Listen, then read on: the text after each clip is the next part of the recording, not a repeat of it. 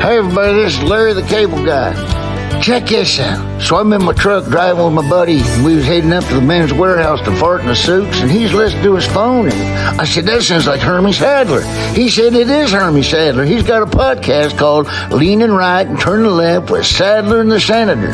I said, Sadler and the Senator? He said, yeah, that's his good buddy, Virginia State Senator Bill Stanley. I said, well, what in the world? He didn't know this. I said, did you know that Hermie Sadler was voted one of the 50 best looking drivers in NASCAR? He said, I did not know that. I said, because it ain't true. You never know, though. He never takes off his helmet. But I know one thing. This show, Leaning Right, Turning Left, is good. So pull up a chair right there by your phone, get yourself a cold beer, and give a listen right here to this week's episode of Leaning Right, Turning Left with Sadler and the Senator. I'll tell you what, I bet Michael Waltrip's even listening. He's always wanted to do something like that. Oh, Sadler, got another one over on Waltrip. Get her done! I'm Virginia State Senator Bill Stanley, sitting in Hermie Sadler's Tahoe, and I'm leaning right. And I'm Hermie Sadler. I'm also sitting in Hermie's Tahoe at Ace Speedway down in North Carolina. I'm turning left, hoping to watch our Sadler Stanley Racing open wheel modifieds go to victory lane tonight. Welcome to another episode of Leaning Right and Turning Left with Sadler and the Senator, powered by Pace-O-Matic. Hermie, you got a pretty back of your head, man. I love looking at the back of your head. I'm in the back seat. You're in the driver's seat. I got my son Colin here running the board here. We are doing something we've never done before in a podcast history, at least this podcast history. We're recording from your truck.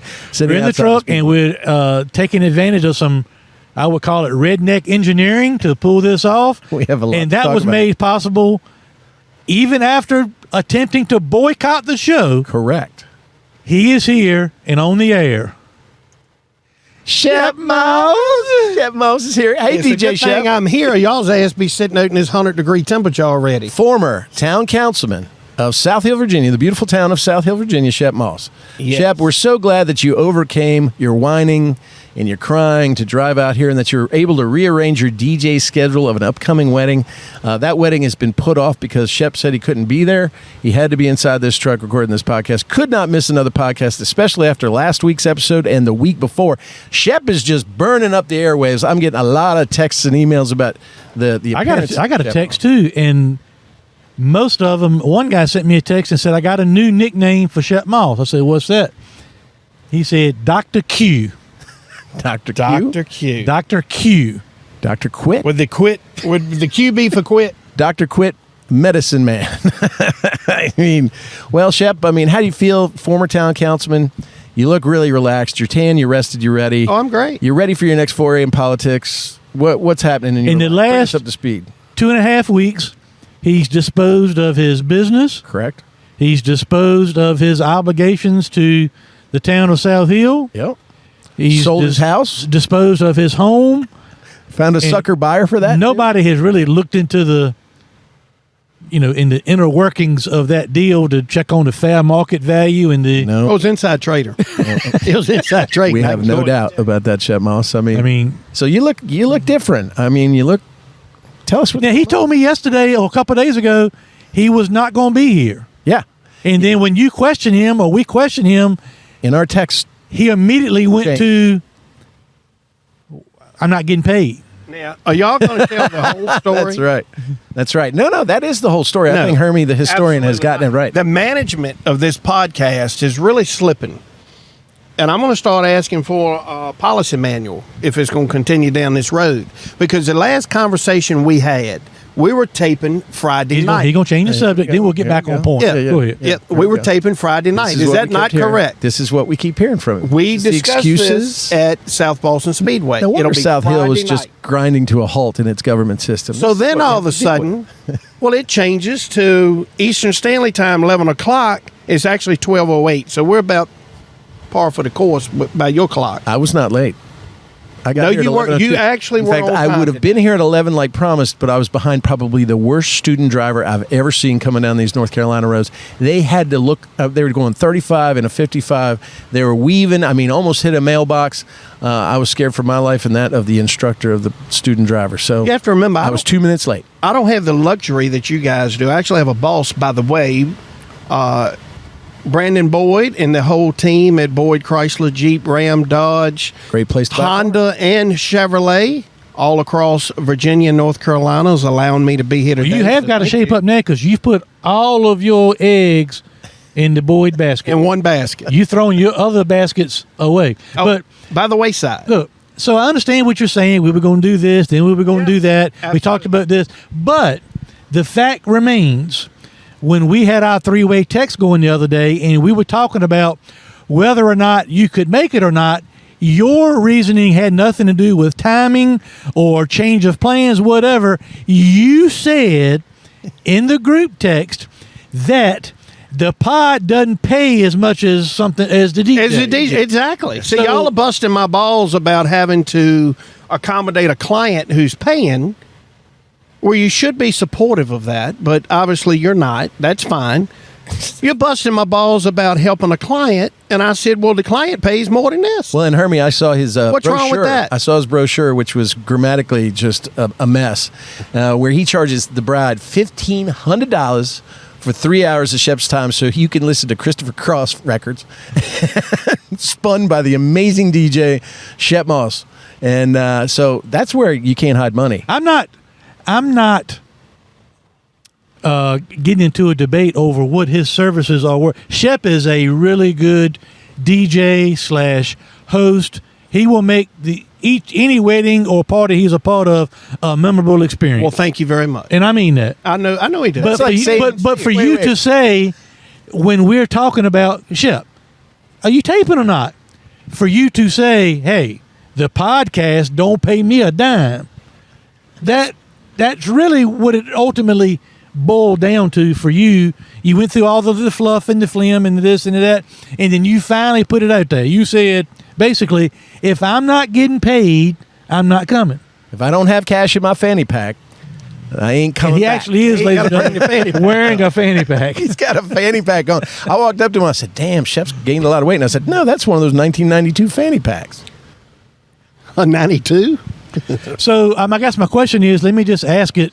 Yeah, and we're going to put a picture of that fanny pack up. My son, Colin, just said he got a picture of you in the I'm glad he did. Just for the reminder, I try to run the race team. Bill tries to run the business operations of the podcast. So did y'all two, without my knowledge or approval, not that it's needed, did y'all make some kind of a sidebar cash arrangement to pay Shep fair market value for not only his time on the podcast, but his redneck engineering, as I've got 3 cables, a box, and jumper cables sitting under the hood of my Tahoe. looks like an IED. I mean, Shep is really kind of rigged. So is he being paid? I gave him a Sadler Stanley Racing sweatshirt that he can't wear today, but since he was bitching about not getting some merch, It does look good, too. I threw him one, and then he complained that it was a 2XL, and I said, put it up to your body, and I probably should have brought a 3XL. While we're taping, I'm going to get me a place to park up here on the front line so I can get out. The podcast is going truly mobile We're here mobile. right now. We're mobile. Be careful, you got some Don't you got some scratch broken glass over here. Yeah, you may lose all power here if you hit the gas too much. If you hit a bump, it could be bad. So, Shep, what was the ultimate deciding factor? Because you went from 2 days ago, you were not going to be at Ace Speedway Shouldn't be taping. talking and driving at the same time. That's not Texting and driving. not illegal, and You- I don't think there's a law. No podcast. You went from I'm not going to be there This to, what changed. The schedule changed. to you got here before the racetrack opened this The morning. schedule. Well, remember, the his senators. excuse, he was hiding behind the bride who insisted that he come to the rehearsal dinner as the hired DJ. So there you go. Well, once So the what changed? senator changed the taping time, it freed up my schedule. I'm here. I'm dedicated to the show. Well, you know It's what? a good thing somebody is. You know what? He was also at Boyd, Chevy, Dodge, Ram. If I missed one, I'm sorry. Honda. And they were listening to his podcast of his Strike Zone, the famous, now infamous Strike Zone episode.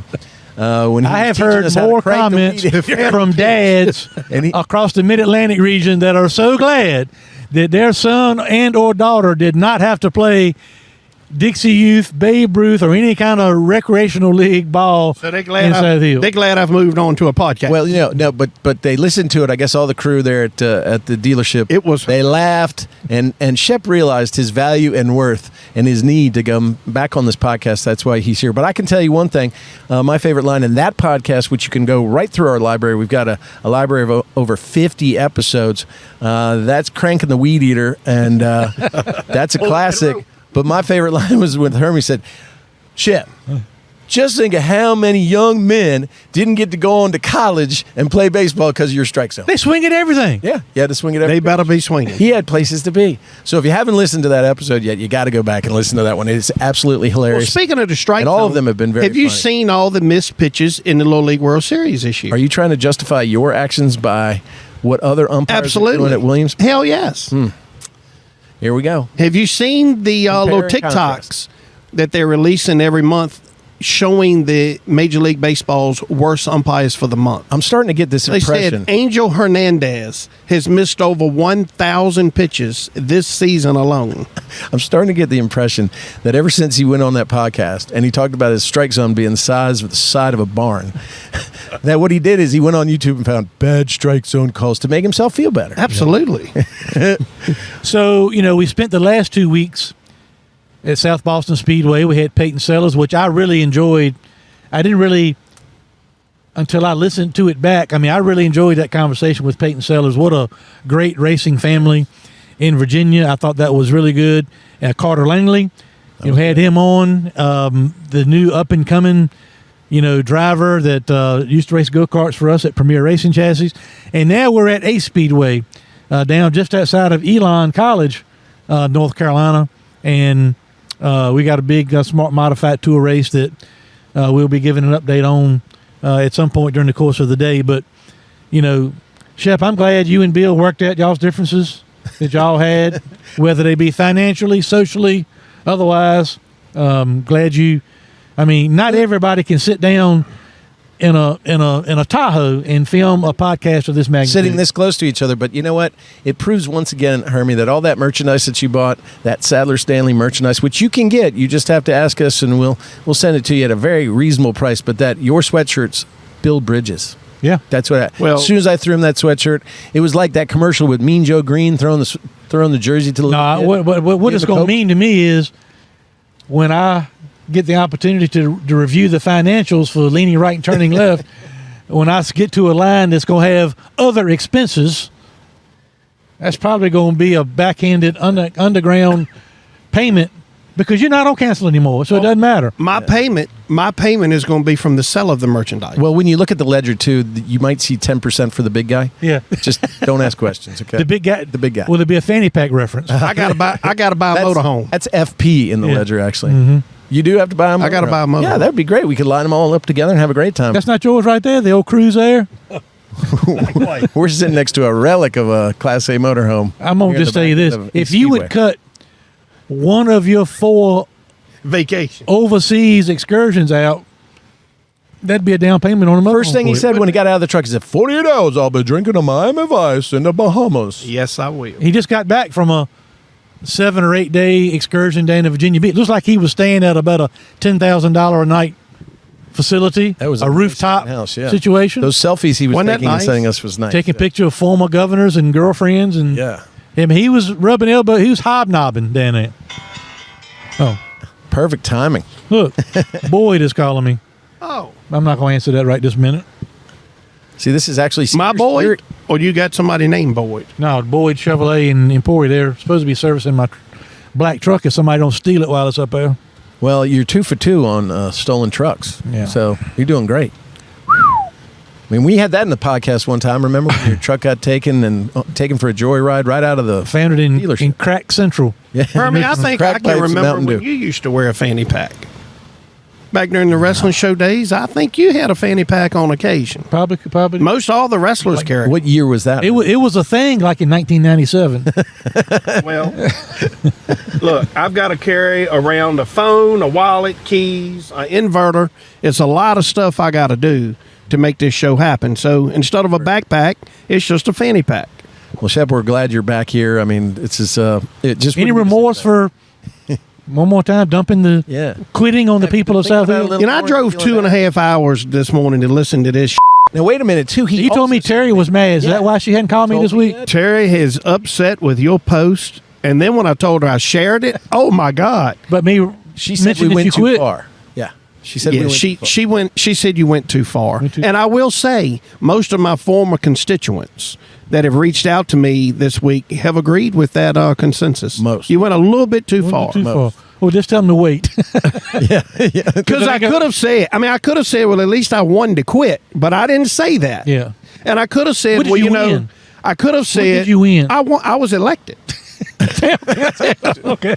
I could have said that 3-year term. I could have said, that I had a really ethical senator friend and an attorney that gave me good advice and moral advice, which he did, but I didn't, so I couldn't even say that either. I absolutely gave you good moral, ethical, and legal advice. I would never give anybody advice that was not moral, ethical, or legal. So who are we interviewing today? Who are we interviewing today? So I hope they're short so they can stand up in the back of this Tahoe. Yet, but so Terry's mad at us? Just Hermie. Just Hermie. Oh, good. She didn't like you to begin with, but she's mad at Hermie. Good. Look, she'll get over it. Does she like the fanny pack?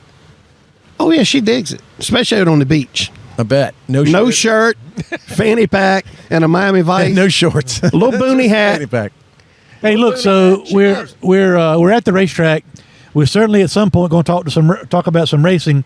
But, Bill, with your permission, we'll try to hit on various subjects and things of that nature on the podcast. We had a couple things happen this week in the political world. Number one, let's lean right a little. Former President Donald Trump got indicted again. Imagine that. And then early this week, last week, there was also the first of several primary debates for the Republican Party that featured, I think, 8 candidates on stage. That's correct. And I think I'd like to hear y'all's opinions of the debate and the candidates and things of that nature as we move forward down the road, and that field's probably going to be whittled down a little bit by the time they get back on stage. That's a lot of topics to talk about, but just to lead off, I think what we've seen is the weaponization of the justice system. You've probably heard that if you're watching the news, unless you're watching the legacy media, who think this is great.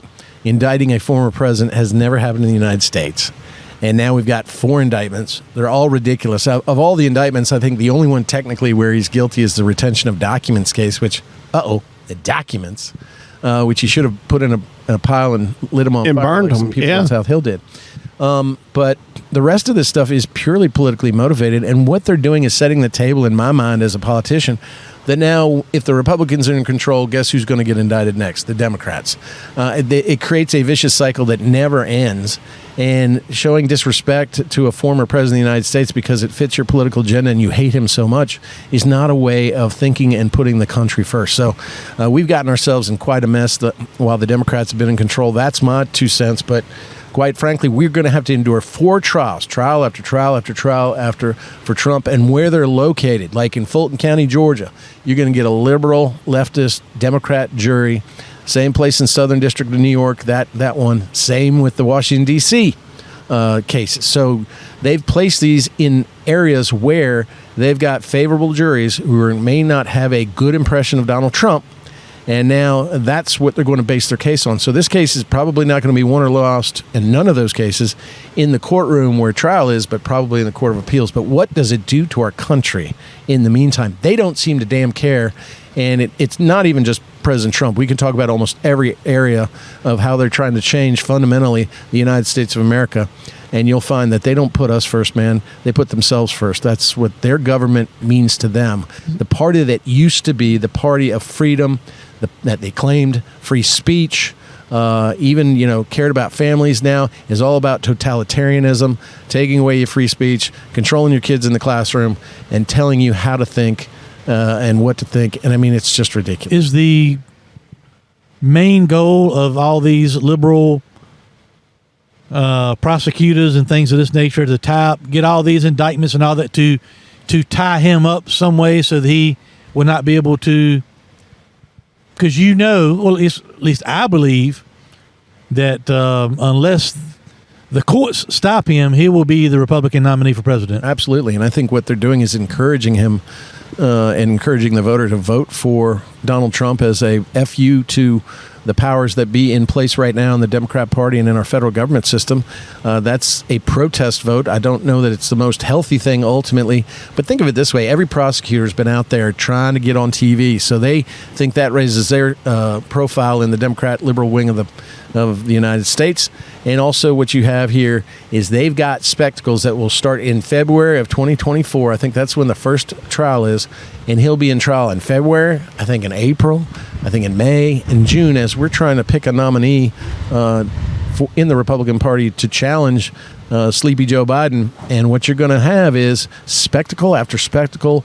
And so, of course, I think the media and the Democrats want that, because then it's on the news every day, and that's how they're going to beat him, not in the field of ideas, but by trying to damage Trump every way they possibly can in a constant flow of garbage and verbal vomit that will hopefully, in their minds, turn off the American electorate to where they are willing to go with 4 more years of this awful president and awful policies rather than have Donald Trump as our next president after Joe Biden. So you think legally as an attorney that his biggest concern should be the document retention case? Yeah, because that the other is just smoke and mirrors. Right. So if I'll break it down as a lawyer real quick. In the case that just came in a week or so ago in Atlanta, that case is based on the fact that he knew he didn't win the election, that he knew he wasn't winning Georgia, that he knew that there weren't missing votes out there and there was election interference and fraud going on.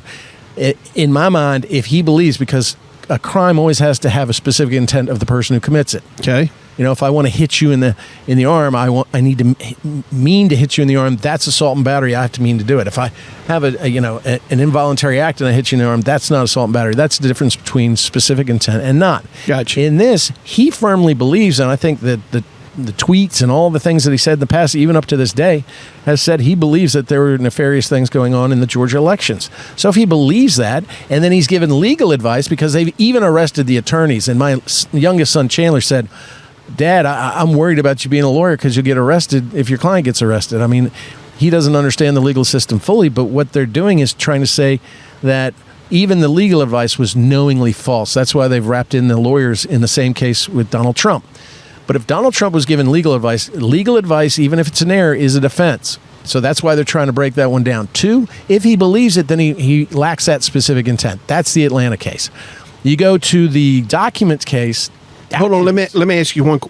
Sure. So, in your opinion, by indicting the attorneys as well, are they trying to throw the net so wide, hoping they'll catch something in that net? Or having some of those defendants who are not used to being prosecuted turn. Right. The President of the United States. You cast a wide net in order to have people run into the courtroom door and beg forgiveness and cooperate against the other side. That's how federal government prosecutions work. It's the last one through the door usually gets the shaft. And Trump isn't going to walk through that door and make a deal. So that's one reason. The other is to give a chilling effect to the legal advice that was given to him. And what I mean by that is he was given legal advice how to challenge and that will get to the D.C. case as well, how to challenge the results of the election.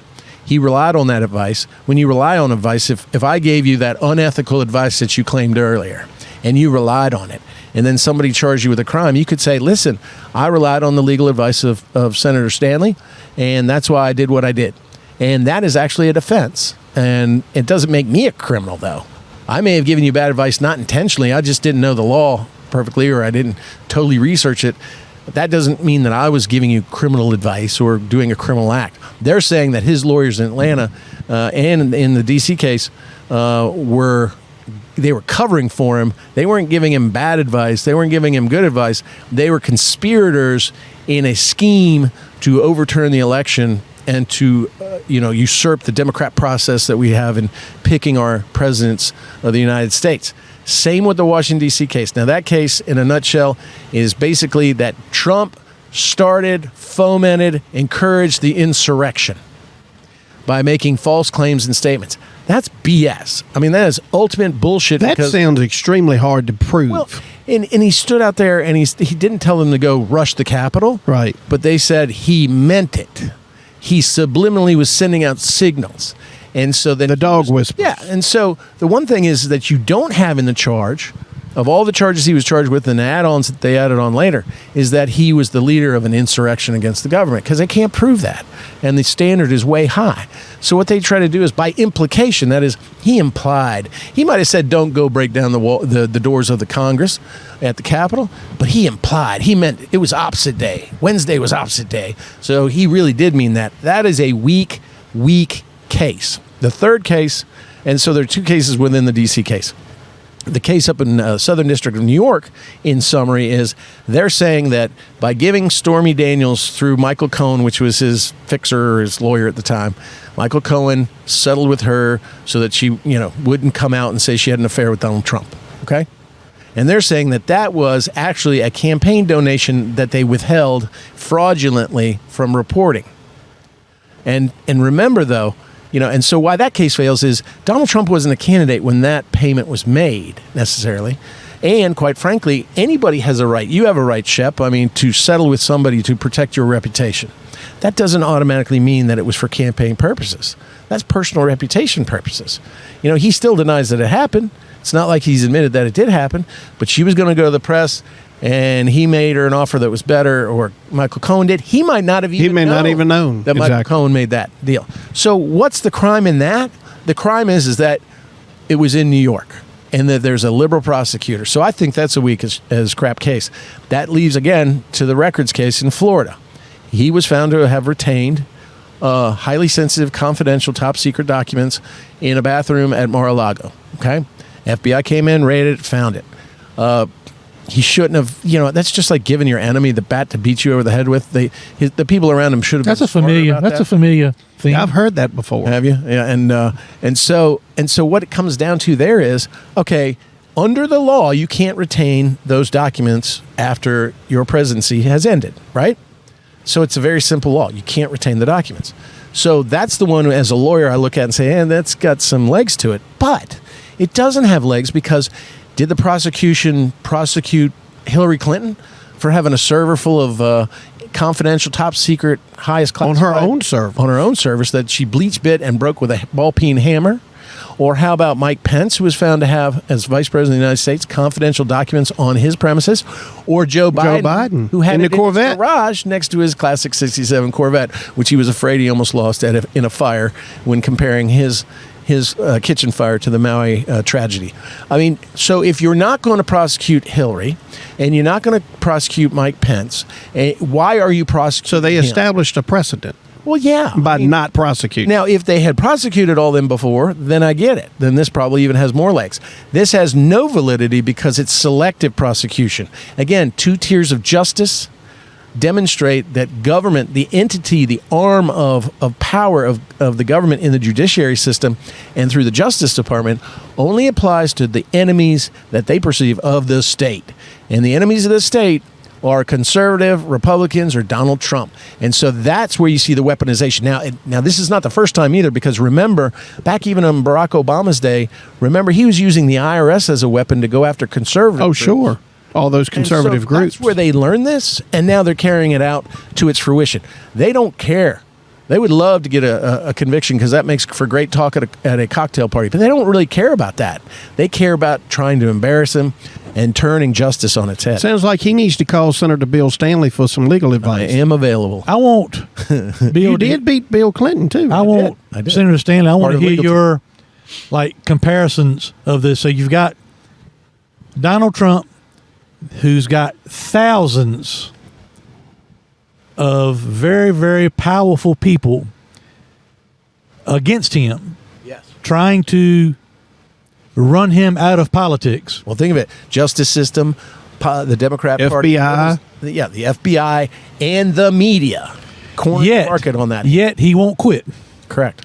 And you've got Shep Moss, who had 3 people in South Hill that wanted him gone, who weren't a member of the FBI, who were not members of the FBI. not members of the Justice Department. They were simply members of the old guard. Not Biden crime family, just the old guard. And what do you do? I can't say the word. Oh, that's I don't right, want Terry mad at me. yeah. But how do you reconcile those two when you look at what Trump's going through and how he's handling it versus our third wheel here? Bravery and stick-to-itiveness have a name, and it is not Moss. It is Trump. So, maybe you could learn something from our former president here about standing up. Not just standing up for a little while, standing up when they're coming at you. What do you think about that, Shep?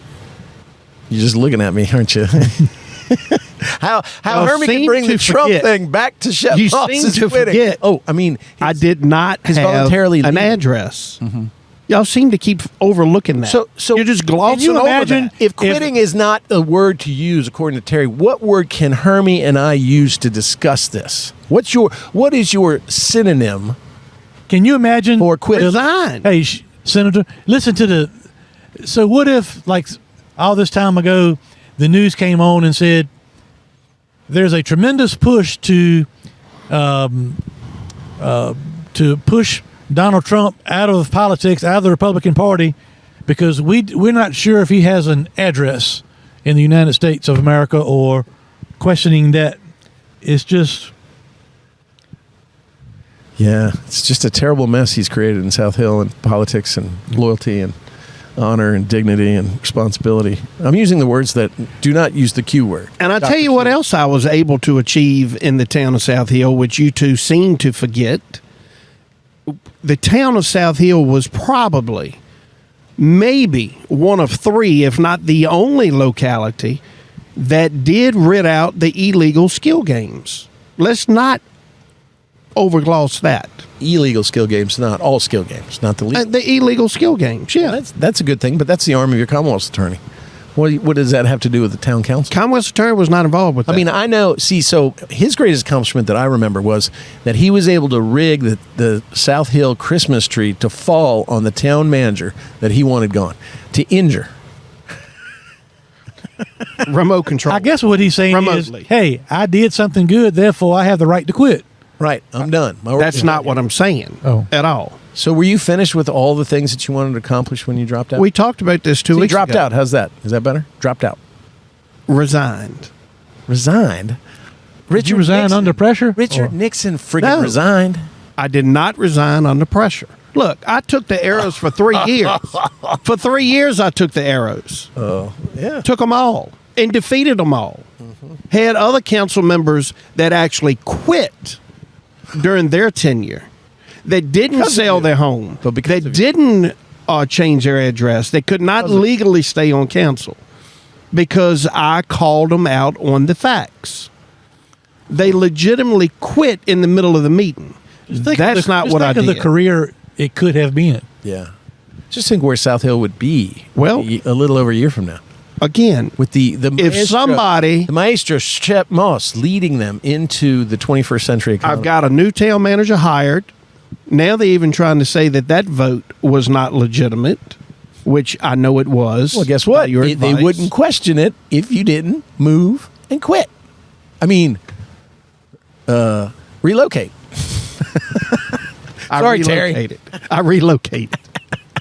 All right, so Bill, So what'd you think of the debate? getting back on, let me ask one more question about Trump first. Do you ultimately think, despite all of these challenges, that Trump will be on the ballot in 24? Not entirely certain yet. I think, there's a lot of time between now and then, between now and the convention next summer. So you think there's a chance that despite the numbers and the polling and the the following he has, that he may not be the Republican nominee? Yeah, and again, time is evil to politics, as we like to say, and there's an eternity left before that decision is made. I think, and we'll get to the debate. I don't think anybody all of a sudden created a clear alternative to him.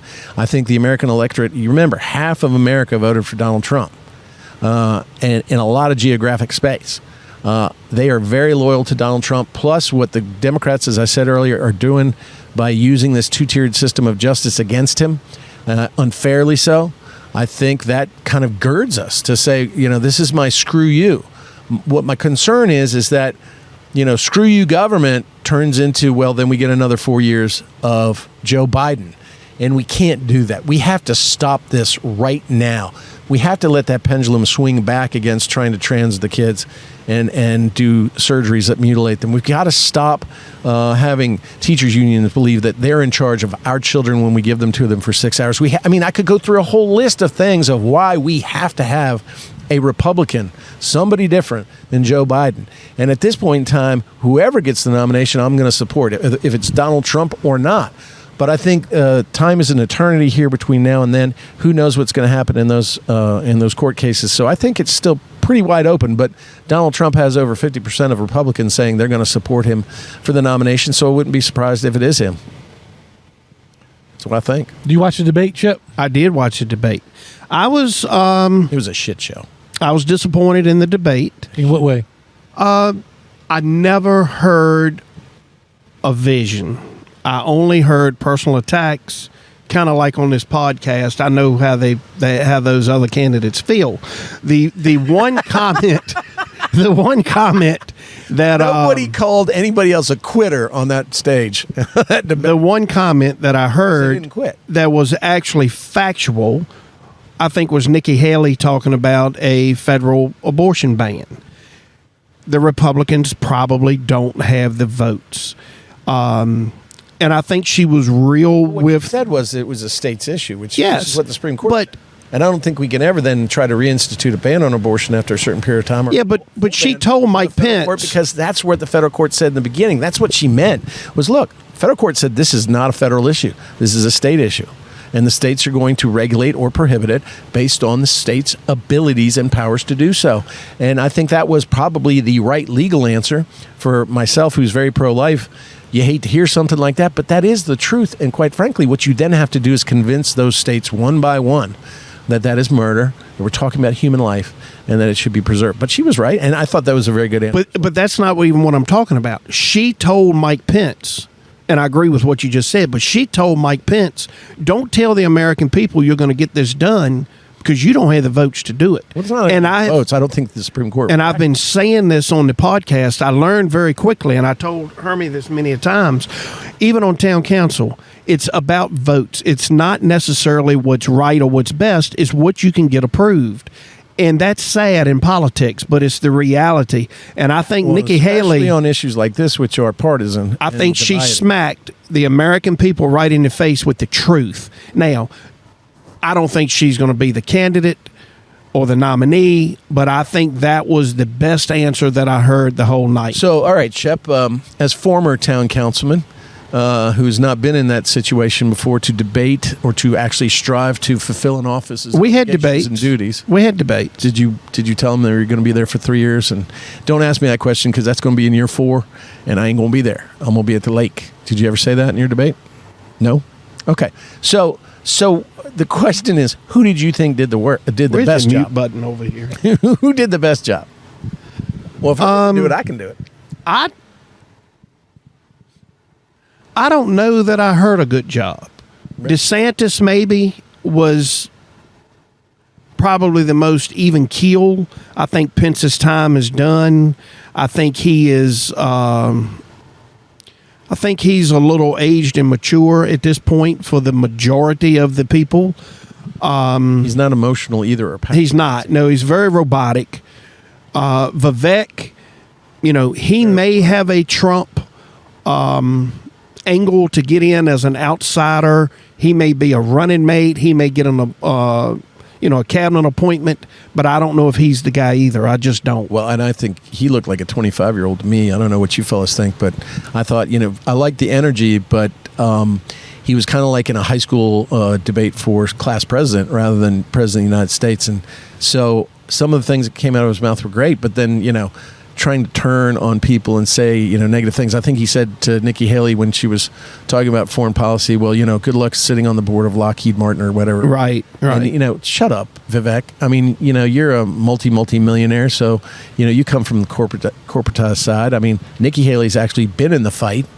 and fought on the stage of world politics at the UN and served us well. So I think that showing of lack of respect for me was a turnoff because I wanted to see a lot from him because, when he's on TV, he makes a good pitch. I think he's made very for charismatic the internet rather than probably this office. Yeah. I think. Oh God. I think we've lost power. we didn't lose power. We good. Okay. We lost AC. The hell with the power. AC going. I kind We're of so big men. We're not in the trailer in the hall. Are doing this podcast.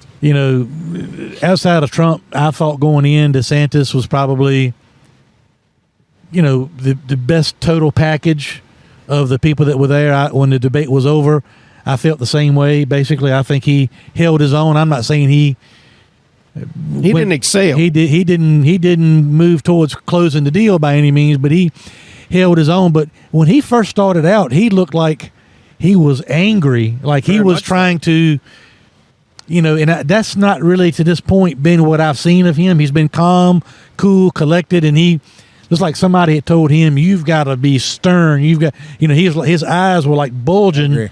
And it's kind of, that was a little out of character. Too much, yeah. And too much for him. Caustic and abrasive personality. I think it comes across that way. Yeah. But I thought as the night went on, actually he calmed down and went back to him normal self, and I think he did a good job. The surprise of the night for me, I thought, was Nikki Haley. I obviously know who she is, but I hadn't really followed her. Right. Hadn't seen as much of her as some others. I thought she had the right mixture of fight and especially foreign policy. She could explain things where more people could understand it, but she didn't mind fighting when she had to fight.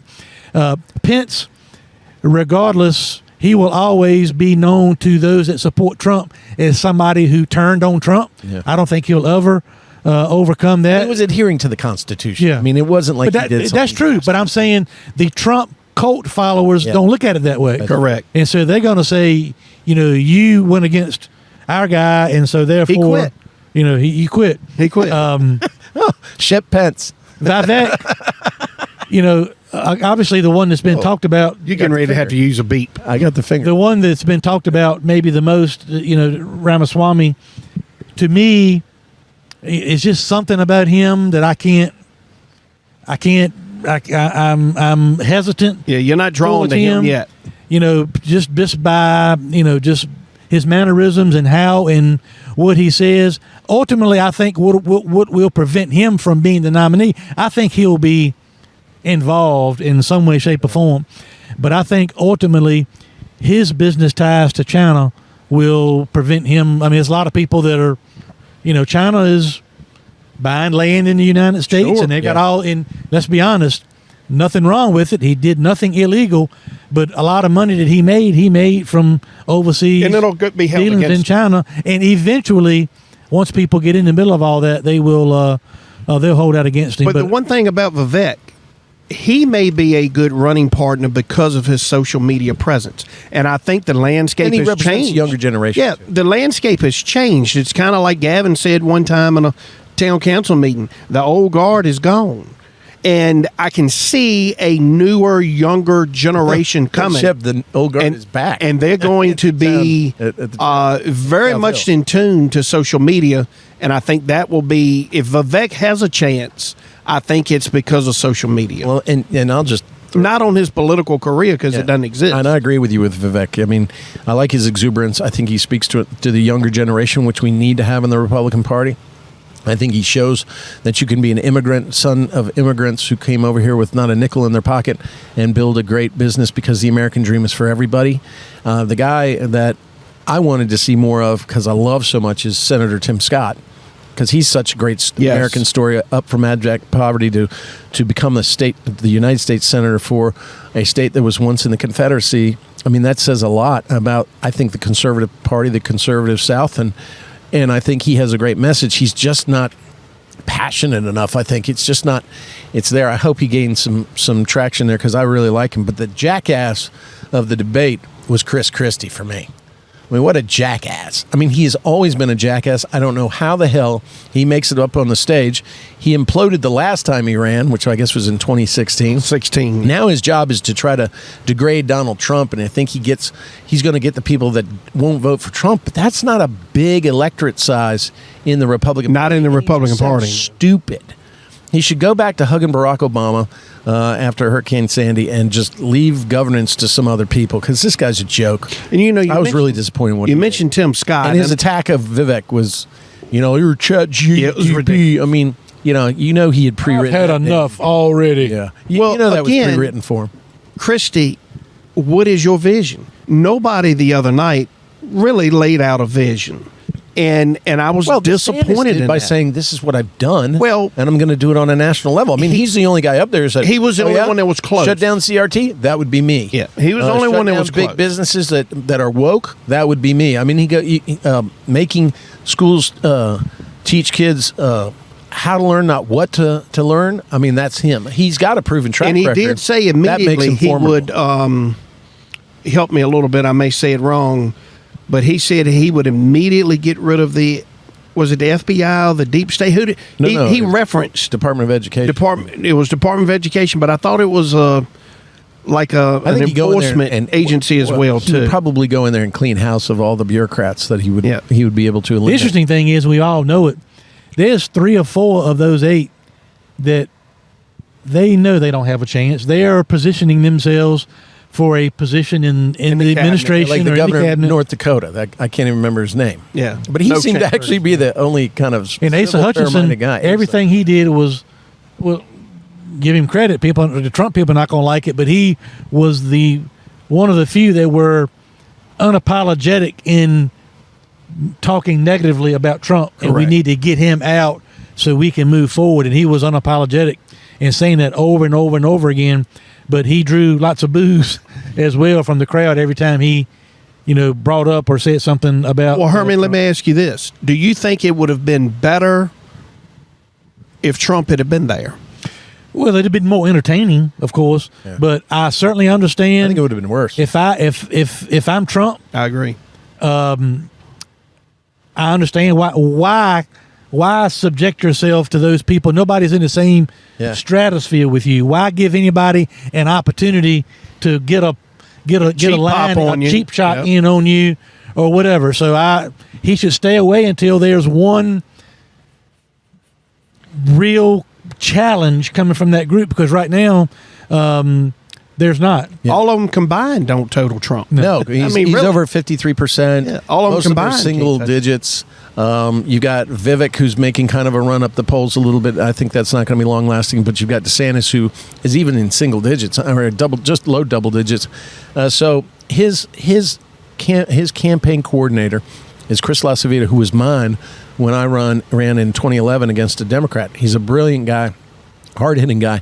I know that would have been his advice to, there's no reason for you to be there. That just makes you an object of everybody's ire. And I think that probably is smart for him. He doesn't have to come out. He can employ the Joe Biden Stay in the basement. campaign strategy and be victorious. What I worry about, though, is through the process of these debates and through the process of these court cases and through the process of picking a nominee and then going into the election, we're going, what is this all going to do to our nation? And especially a nation that, quite frankly, I think is not on the firm foundation that it once was, that we're on a more fragile foundation. And because of that, where are we going to be in November as a society and as a republic and the democratic process that dwells within it? Where are we going to be? And I fear for my country, because you have gotten this polarization to where, and I think I said it before, to where when Republicans are in power, they go and impeach the Democrat or prosecute the Democrat. It's a never-ending cycle. We did this in the state Senate with, jamming, overloading our committees when we were in power over the Democrats, and they turned around and did it to us. Well, if we get back in power here after the November elections, which I hope we do, guess what's going to happen? It's going to be an overload again, which ultimately, it's great for the people in power. But is it great for the people we serve? Remember, government serves the people, not the other way around. Correct. And so that's, the politicians owe the people. The people owe politicians nothing. And what you're seeing right now is, I think, a degrading of that political system of trust the very foundations of freedom and liberty are at risk because of the liberal agenda. But wading into this fight that is a never-ending, spiraling gyre, it will ultimately, both combatants will suffer and the United States will lose. What concerns me a lot right now, Bill and Shep, is regardless of what side of the political spectrum you're on, I think we can all agree on the fact that we've got to bring the temperature down, and we've got to learn to communicate and respect other people's positions. And communication has, or really the good type of communication, open and transparent communication in politics, in a lot of ways is a thing of the past. And so as a citizens of the United States, with a presidential election coming up next November, one thing that you would think is we need to have two candidates that are willing to debate, have dialogue, answer questions, transparency. And as I'm saying all that, if we end up with Trump and Biden again next year, it would not surprise me at all that we would not have a single presidential debate. That's a good point. Yeah, why would Biden debate? He said you didn't debate in the primaries. He said I beat you last time. Yeah, and there are I don't know who each is. I don't know what economic reality they're looking at, but there's a certain number of people that think that his policies are working, and they're not for normal everyday working people that I'm around. But he's going to say I won last time. What I'm doing is working. Bidenomics, right? And he's going to shuffle around and go sit on the beach and do all. But talk about his cat. Yeah, I mean, I don't see any reason or any way that they'll ever talk Joe Biden into coming out. He's not going to debate any potential challenger on the Democratic side, and he certainly would be a fool to get on the stage again with Donald Trump. That's a really good point. I mean, and so which is sad for the country. Suffers. That's my point. It is sad. In a time when we need to know more about, and let's hold our people running for especially that kind of office, let's make them put their vision out there, and let's hold them accountable. Let's have some transparency. Let's have them talk face to face. Let's have them answer each other's questions, because the media will not ask Joe Biden nothing, the hard questions that people need answered. And I just cannot see a universe in which Joe Biden is going to subject himself to that. No, and why would he? And see, the thing I think you're right about too, Hermie, is that once you do it one time, then there's not going to be any more debates. Yeah. They're going to say, we don't have to do this. That robs information from the people, and then you're only getting the information propaganda that's being fed through a friendly media outlet, and then you're getting media, exposure about a candidate here and there from the internet, which may or may not be true, or may be or may not be censored by the social media platforms because of, their bias. And now we've really degraded the whole selection process of picking a president of the free nation. You ever watch Dukes of Hazzard, Shep? Right in the dumper. Remember Daisy Duke? Oh, you know it. I know what you guys are distracted. I could sit here and talk for like the next 10 minutes, and you guys wouldn't say something? A damn thing. No, the truck's in the way right now. But and Bill, I learned through my campaign, unfortunately, that voters in some cases are very easily confused, or very easily, they get on the wrong track, or they're easily, confused by messages from other campaigns that, they use those tactics. A lot of things that were said about me and my family, not true at all, but their message got out and resonated with people to make them question just enough about, your intention, my intentions to make people to vote for my opponent, who is just a weak candidate, in my opinion, including the Golden Corral allegation. And I'm sure we're going to hear about a transcript about this podcast that went straight to the top of the old leader who, remember, he texted me about how bad I was by. I'm not asking you to comment on all that. No. But what I'm saying but then again, there it is, the controlling of the message rather than allowing the free flow of information. Joe Biden, the media, and Joe Biden's people can hold his message to the people much better than he can. Right. So that's the channel they're going to use and keep him away from Well, do you Trump. see a Democratic challenger to him? Well, he's to got Biden? one, and yeah, but a Robert F. legit. Kennedy I mean, Jr. do you see a legit? He's got double digits. I mean, he's got like 15%. I mean, that should show a crack in the armor. I think what you might see, though, and this is, again, hold your scorecard, because you may see, because of these problems that cannot be buried in the cat box like they've been doing with Hunter and the Biden crime syndicate, as it's been called, and millions of dollars flowing from countries who are our enemies into the Biden accounts for influence peddling. The worst. It makes Watergate look like, a little carnival compared to what they're doing. That may get to the point where the media cannot ignore it anymore. You see the Justice Department trying to put the tempest back in the teapot, but it may get to a point where the Democrats have to look around and say, okay, we need to dump him and get somebody different. And I'll tell you, Kamala Harris is not the answer. That's for sure. You don't even hear Shep, her you like name. little dogs, don't you? You don't even hear her name anymore, hardly ever. No, because she's a walking disaster. I mean, talk about word spaghetti. She is a nightmare, and even the Democrats don't want her to be. I mean, they didn't even, she didn't even post well in their primary when Biden was picked. So yeah, but I don't be surprised if they don't rely on somebody different, like a Michelle Obama, someone who's somebody threw her name out. I just cannot see Joe Biden running again in 2024. I know that's the way it looks like it's headed, but it is just sad. That's the best we got. He's getting worse. Watch him on TV. Yeah, it's the way he cannot talk, he cannot walk, he cannot communicate.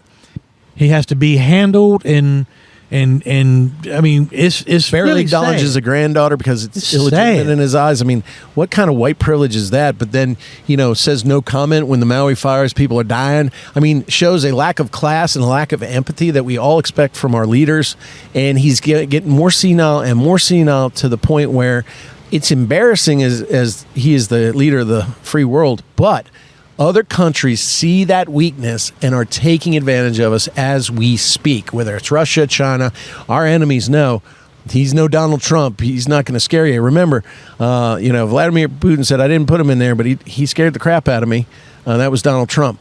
You think Vladimir Putin is scared of Joe Biden? Hell no. You think Kim Jong-un is scared of Joe Biden? All of them will, in China and Xi Jinping, all of them will test the waters as they're testing the waters now. One more Trump question. Do you think he picks a running mate out of the 8 that were in the debate? 100% chance he tries to pick Vivek Ramaswamy. I bet 100%. That's who I think, because you'd want that younger generation, and he's energetic, and he looks like he's not going after Donald Trump. So in Donald Trump's mind, loyalty is everything to him. But it's a one-way street too. I mean, and he expects that loyalty, and he's the only one out there that has demonstrated that. I mean, Nikki Haley was was his UN ambassador. He says she's a traitor. Mike Pence is a traitor. No chance on Chris Christie. No chance on him. Maybe Tim Scott. Tim hasn't said horrible negative things about him. Maybe Lindsey Graham is a running mate. But I don't know to Tim Scott. Tim Scott, and I agree, I'm impressed with him, but he doesn't have the juice right now that Vivek's got because of social media. No, the landscape he's getting fundraising dollars, but he's not. Yeah. But again, it's because he's got a style that we've created combat politics now. And he's not one of those gladiator politicians that is willing to, what Vivek was trying to do in the debate, or what Donald Trump comes naturally to him. And he articulates ideas in an incredible manner. He's got a basis in which to make a statement on how we can be better as a country by creating equality, not equity, and opportunity, not handouts. That's a strong message, I think, for all Americans, and especially for those that are living in inner cities or those that are below the poverty level. But it's, he doesn't catch He's fire. not resonating. He won't catch Yeah. fire. But I think he would be an excellent president or vice president. He's almost Pence-like. Well, and in his delivery, he's very robotic. Yeah. Just here's the other thing. No what I passion. hate the most, and this is why I say Democrats are racist, not the Republicans or conservatives. We believe everybody has an equal right and opportunity. That's where color doesn't matter. And the color of your skin has no relevancy. It's all what you're motivated to do with the opportunity that freedom gives you. But you will see, if he gained any traction, if he's not been called that already, and I know he has, he will be called an Uncle Tom, a sellout to the black race, Yep. And you know what? That should demonstrate anybody. You know, the people that are saying that are white people, white liberals. And what does that tell me? That person Just is a racist good old because boy. he has a limitation. They have a limitation on their belief on how they should think and what they can do. And that's the Democrat Party. They're the racist, not us. And I refuse to be called a bigot, a racist, a misogynist. You know, I went to a law school that was a historically black college university. You know, you can kiss my ass when it comes to that stuff. But that's unfortunately what he will have to endure. Just as the way, you know, when we've had black legislators switch from Democrat to Republican, the liberals, the lefty loonies are the ones that go on social media and call them all sorts of bad names.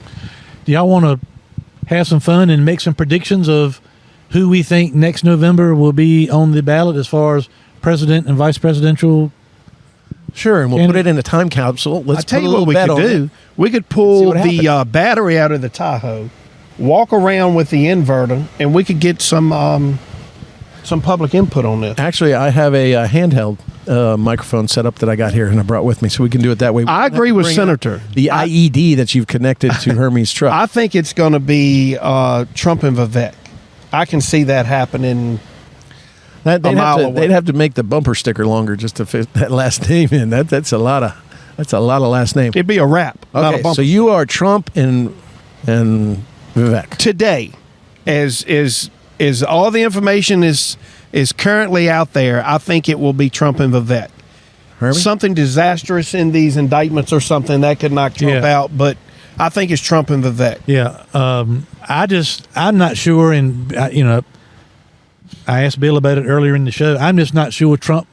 I hope he does, but I'm not sure he's going to be able to survive all of the legal problems that he's going to endure for the next year and a half leading up to November 2024. So I think ultimately DeSantis will be the Republican nominee for president, and Ramaswamy has a lot of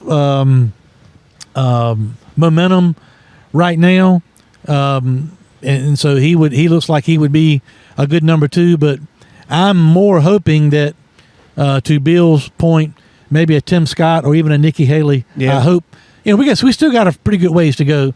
I would probably rather see a Tim Scott or Nikki Haley get an opportunity as a number two. But the way things are headed, to me, it would be surprising if Donald Trump was able to survive all of the obstacles that they're throwing. Well, his way. all he's got to do is call Bill. Bill, he just defended his case in 10 minutes. Call on the 1-800 not podcast. guilty. It'd be easy. No, All he's got to do is call Senator, and it's over with. So you think? Oh, so you think Donald, the lawyer again? That Donald Trump would actually listen to the legal advice of Senator Stanley? He might. Well, if it's he's not based quitting. on a legitimate address and legitimate options, then yeah, you should follow his advice. All right, and Hermie, I'm going to go with you because I'm going to say when you asked that question, I'm going to go with DeSantis, and I'm going Vice President be Tim Scott. No variation. That'll be a DeSantis Scott ticket. Here's why.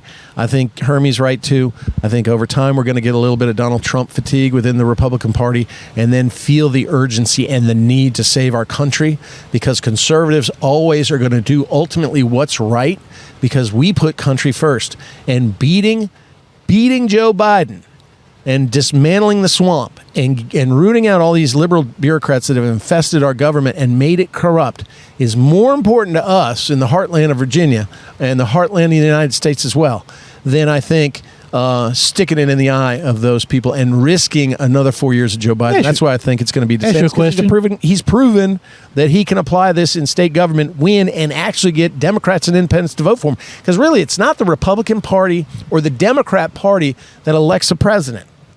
It's the independents. And so it's candidates that are going to bring those people over. You may have just answered my question, but it's always surprising to me, as popular as Trump is with his base, of the top 3 or 4 presidential candidates on the Republican side, he's the least likely to beat Biden. Yes. Yeah. And it's because of what you just said? And that's what the Democrats want. The Democrats, why do you think the president's they're not afraid of Trump. They're really not. They're trying to drag him down with prosecutions, but they're also going after DeSantis. They don't want DeSantis to be the nominee. They know that any other candidate in their mind, and they may be right and they may be wrong, other than Trump could beat them. They think they've seen this song and dance once before. They can rally the troops. The independents will swing towards, we just can't have 4 more years of Trump. We're willing to bite our tongue, close our eyes, and pull the lever for Joe Biden in the polling booth. Man, that's what they're betting on. Not that they have some great agenda that's going to move America forward. They just want to, by default, win and gain and maintain power. And just think what this world would be. This United States will be in 4 friggin' years if Biden stays in. There will be a total corruption. I think we will have lost every right that the Democrats possibly could pull from our personal freedoms in terms of freedom of speech, our gun rights, our rights in terms of raising our family, those parental rights. And what you'll see, because they're on a march, a frog march, to fundamentally change this country, just like Barack Obama said, from a republic and capital, free enterprise system to a bunch of controlled socialism, where the top tier dictate to the lower rest of the country. And that's what they live for. And it's a shame. And quite frankly, it's scary as hell. I just hope DeSantis will be himself, not try to be something he's like not. He started off. Like he started off the debate the other night. He has a really solid record in Florida. He's not afraid to stand up and fight. And he's got a good foundation to build on, that he doesn't have to say, I'm going to do this, I'm going to do that. Like to the point the other night, he can say, what I did in Florida, I feel confident I can do in a bigger, and we've got to, but we're still a and long remember, ways Florida away. was turning blue. Yeah. Florida was becoming Democrat. Now he wins in a landslide, obviously getting Democrat and independent votes. And he's proven that, you got a woke company that's harming our way of life. I'm going to go after him. He did that with Disney. Yeah.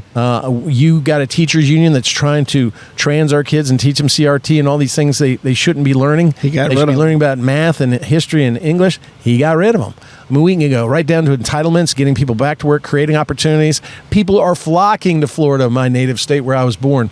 They are leaving New York City, the liberal confines of New York City, and moving in droves from liberal states and liberal cities to Florida. What does that tell you? Those are Democrats and Republicans alike. What it tells you is he's built a measure of success, and he's made that state better to where people want to go down there and live there in freedom. So let me ask you this. Under servitude. They asked candidates the other night, would they support Trump if he were the nominee? Mm-hmm. Do you think Trump will support any of them if they become the nominee? No. He won't do right by the He's party. only going to support. Remember when he ran in 2016? Because he didn't do it, yeah. Remember at the debate, he said, I'm not. He didn't raise his hand then. He did not. He supports Trump. He's all about Trump. At least you know what you're getting with him. He's all about Trump. So, yeah, I don't think he will. The question then becomes, let's say someone else on that stage becomes the nominee. Will he try to turn his forces, the people that are loyal to him, that vote for him, ride or die with Donald Trump? Will he say, well, I don't like the nominee, Ron DeSantis. I don't like him. Jump over him. And at that point in time, will that then cause Biden to win again? I hope that if it comes to that, because I'll vote for Trump if Trump's the nominee. Somebody else, I'm going to vote for somebody else, but not Biden. But he could change the election back to Biden out of spite if he wanted to.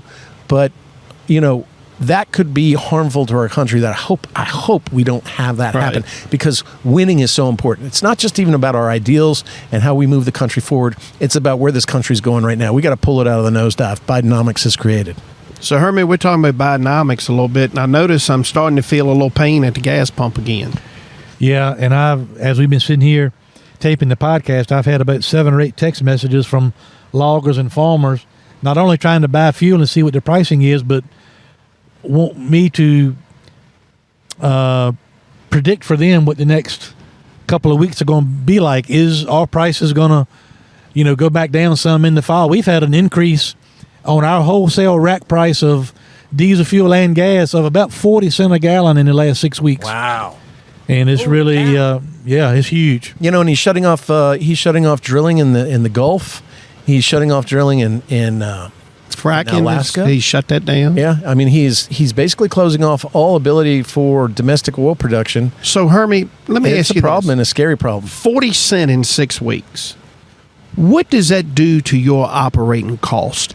I mean, how do you Well, I mean, obviously, it hurts us in a couple different ways. Obviously, your cash the cost of our inventory, that kind of a price increase in that short period of time, probably we tie up $200,000 to $300,000 more on a daily, any given snapshot of a day in inventory, and so that, to your point, cash flow. The other thing it really does is, as we pass those costs on to our customers, our accounts receivables go up 10-12% in a 30-day period of time, because 2 months ago, if I filled up your 500-gallon tank of off-road diesel fuel, if it was $3 a gallon, then it's $1,500, whatever. And now, if it's $3.40 a gallon, then that are you out of pennies, gas? those pennies add up.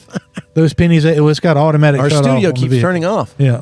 Well, and we're having this in. But let me just say, nothing good. Nobody wins except the major oil companies. Sure. That are dictating the market on this. The people on the on the local level, and by that I mean, us as distributors, wholesalers, people buying at the pumps, the farmers, the loggers, the construction workers, the home heat people that are trying to decide, when do I fill my tank to get ready for winter? Hard to think about now, as hot as it is, but you people try to play the market all the time, but it really has tightened the screws back up, especially on the farmers who in some cases are getting ready for harvest. I was going to say farmers and loggers, because the market may not allow them to pass that additional cost on in their products. No. Corn are tied up at the mill, what they can get. I mean, that's what they can get. Yeah. So, corn is what corn is. The consumer doesn't necessarily give them the ability to add 10, 12, 15% to cost just because fuel went up. You saw where the average individual in the United States, average family, is paying $700 a month more because of Bidenomics. That's right. Than they were under Trump's economic plan. But it's working. But it's working according to them, but they can't say what it was. They finally admitted that the Inflation Reduction Act was more a greenhouse gas initiative. They finally had to come out with the truth of that. But what we're seeing even with that, with Reggie and the greenhouse gas initiatives that they've passed and even were passed in the Commonwealth of Virginia, prices for electricity and power are through the roof. We're seeing industries now laying off people. We've got one in Carroll County that announced they're laying off at least 300 people. They may close up. And part of the reason why they're closing up is what I've heard is that the federal government, incentivized them to build a factory in Honduras to try to keep people in Honduras from emigrating here and becoming a burden to the system.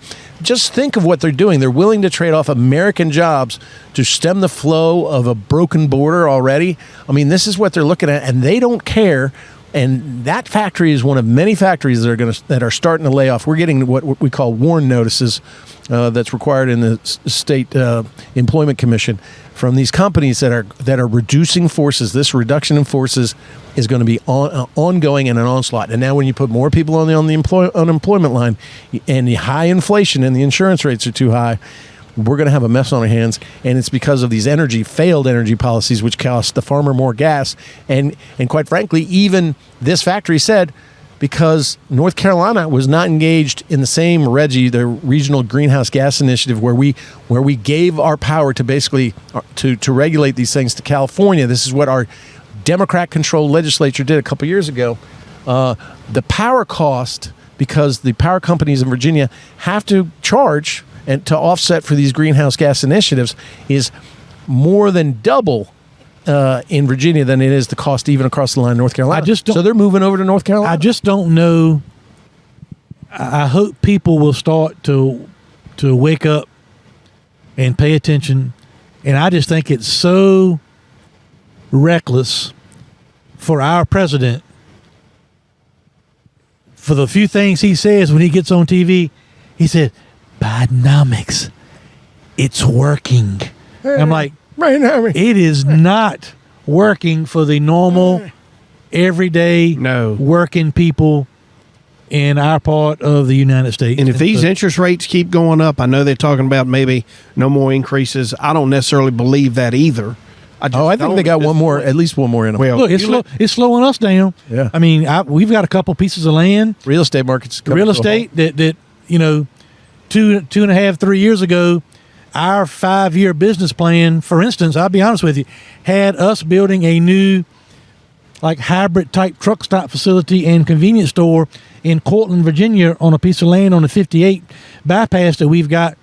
And now that I look at what our plan was, it would cost another, between cost of construction and interest rates and all that, it's going to cost another probably $700,000 to $800,000 Jeez. more now than the price of that same building was 3 years ago. And so you're not going to do it? I mean, we got to wait. Yeah, we got to wait. A lack of jobs. Got to wait. Which hurts in interstate commerce with truck stops and truckers moving commerce through the Commonwealth of Virginia.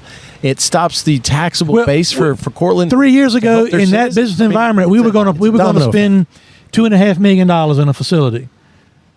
So now it's 3.3 for the same facility to potentially do the same amount of business.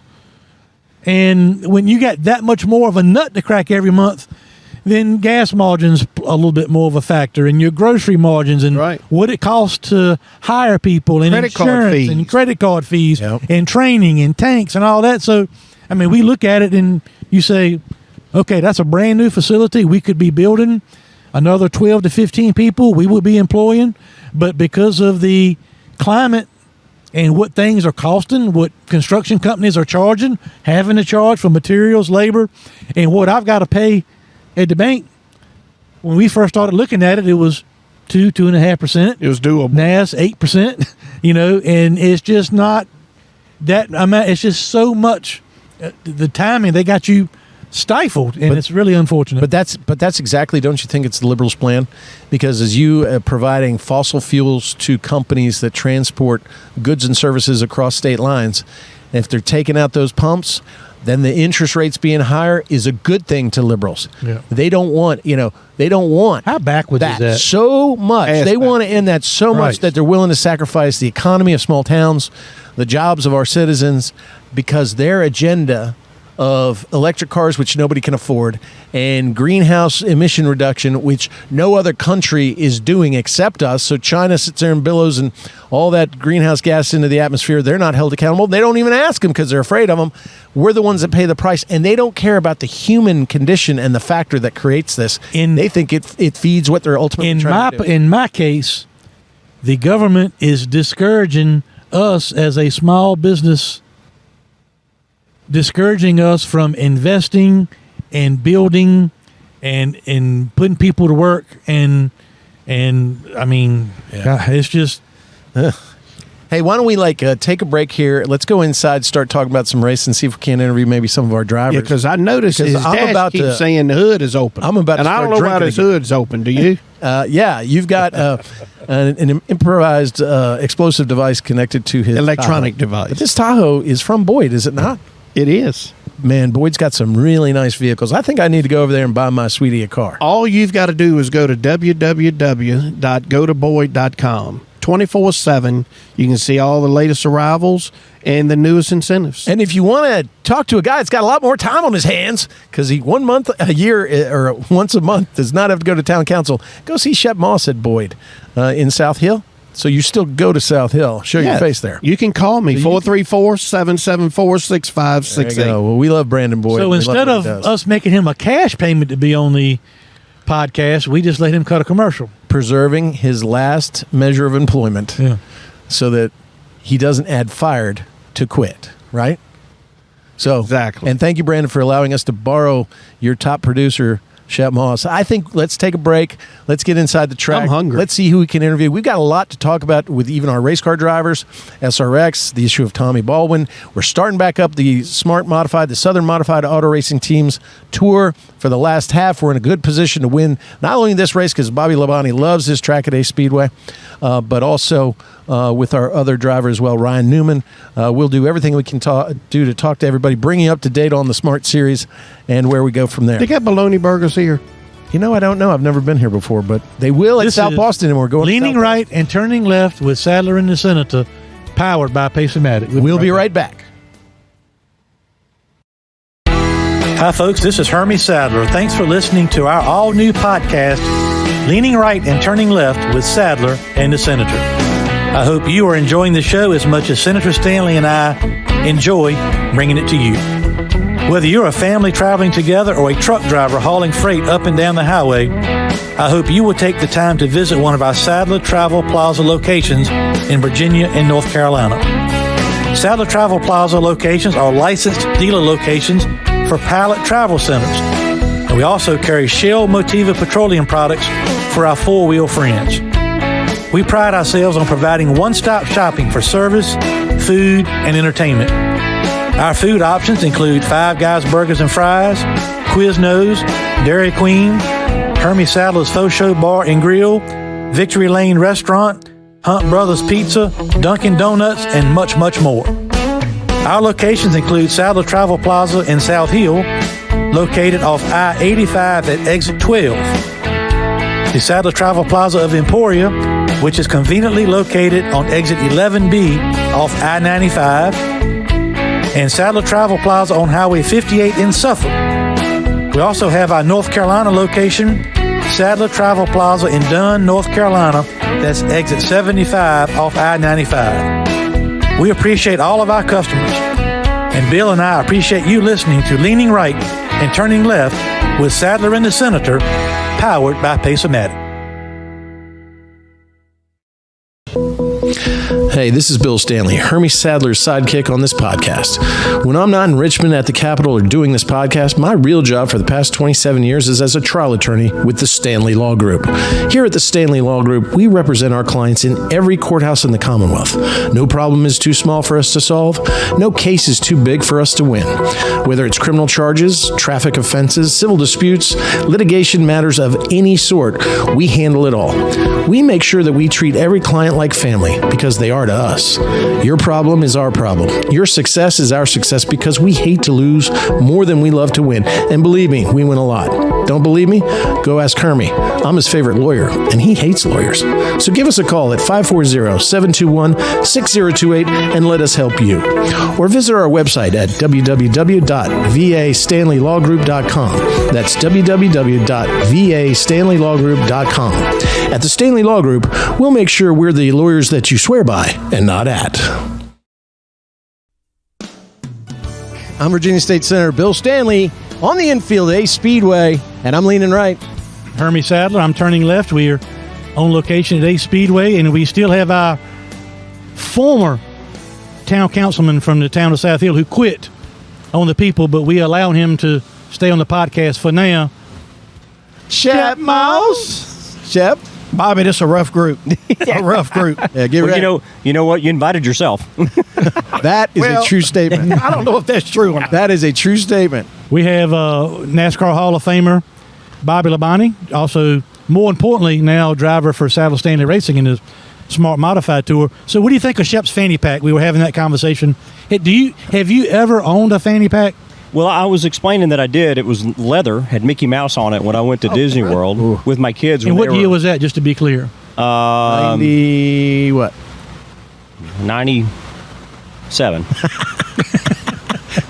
That's been a long time. At least I can still wear one, Hermie. I mean, look, and it matches his shorts and his shirt, so he must have more than one color of fanny pack.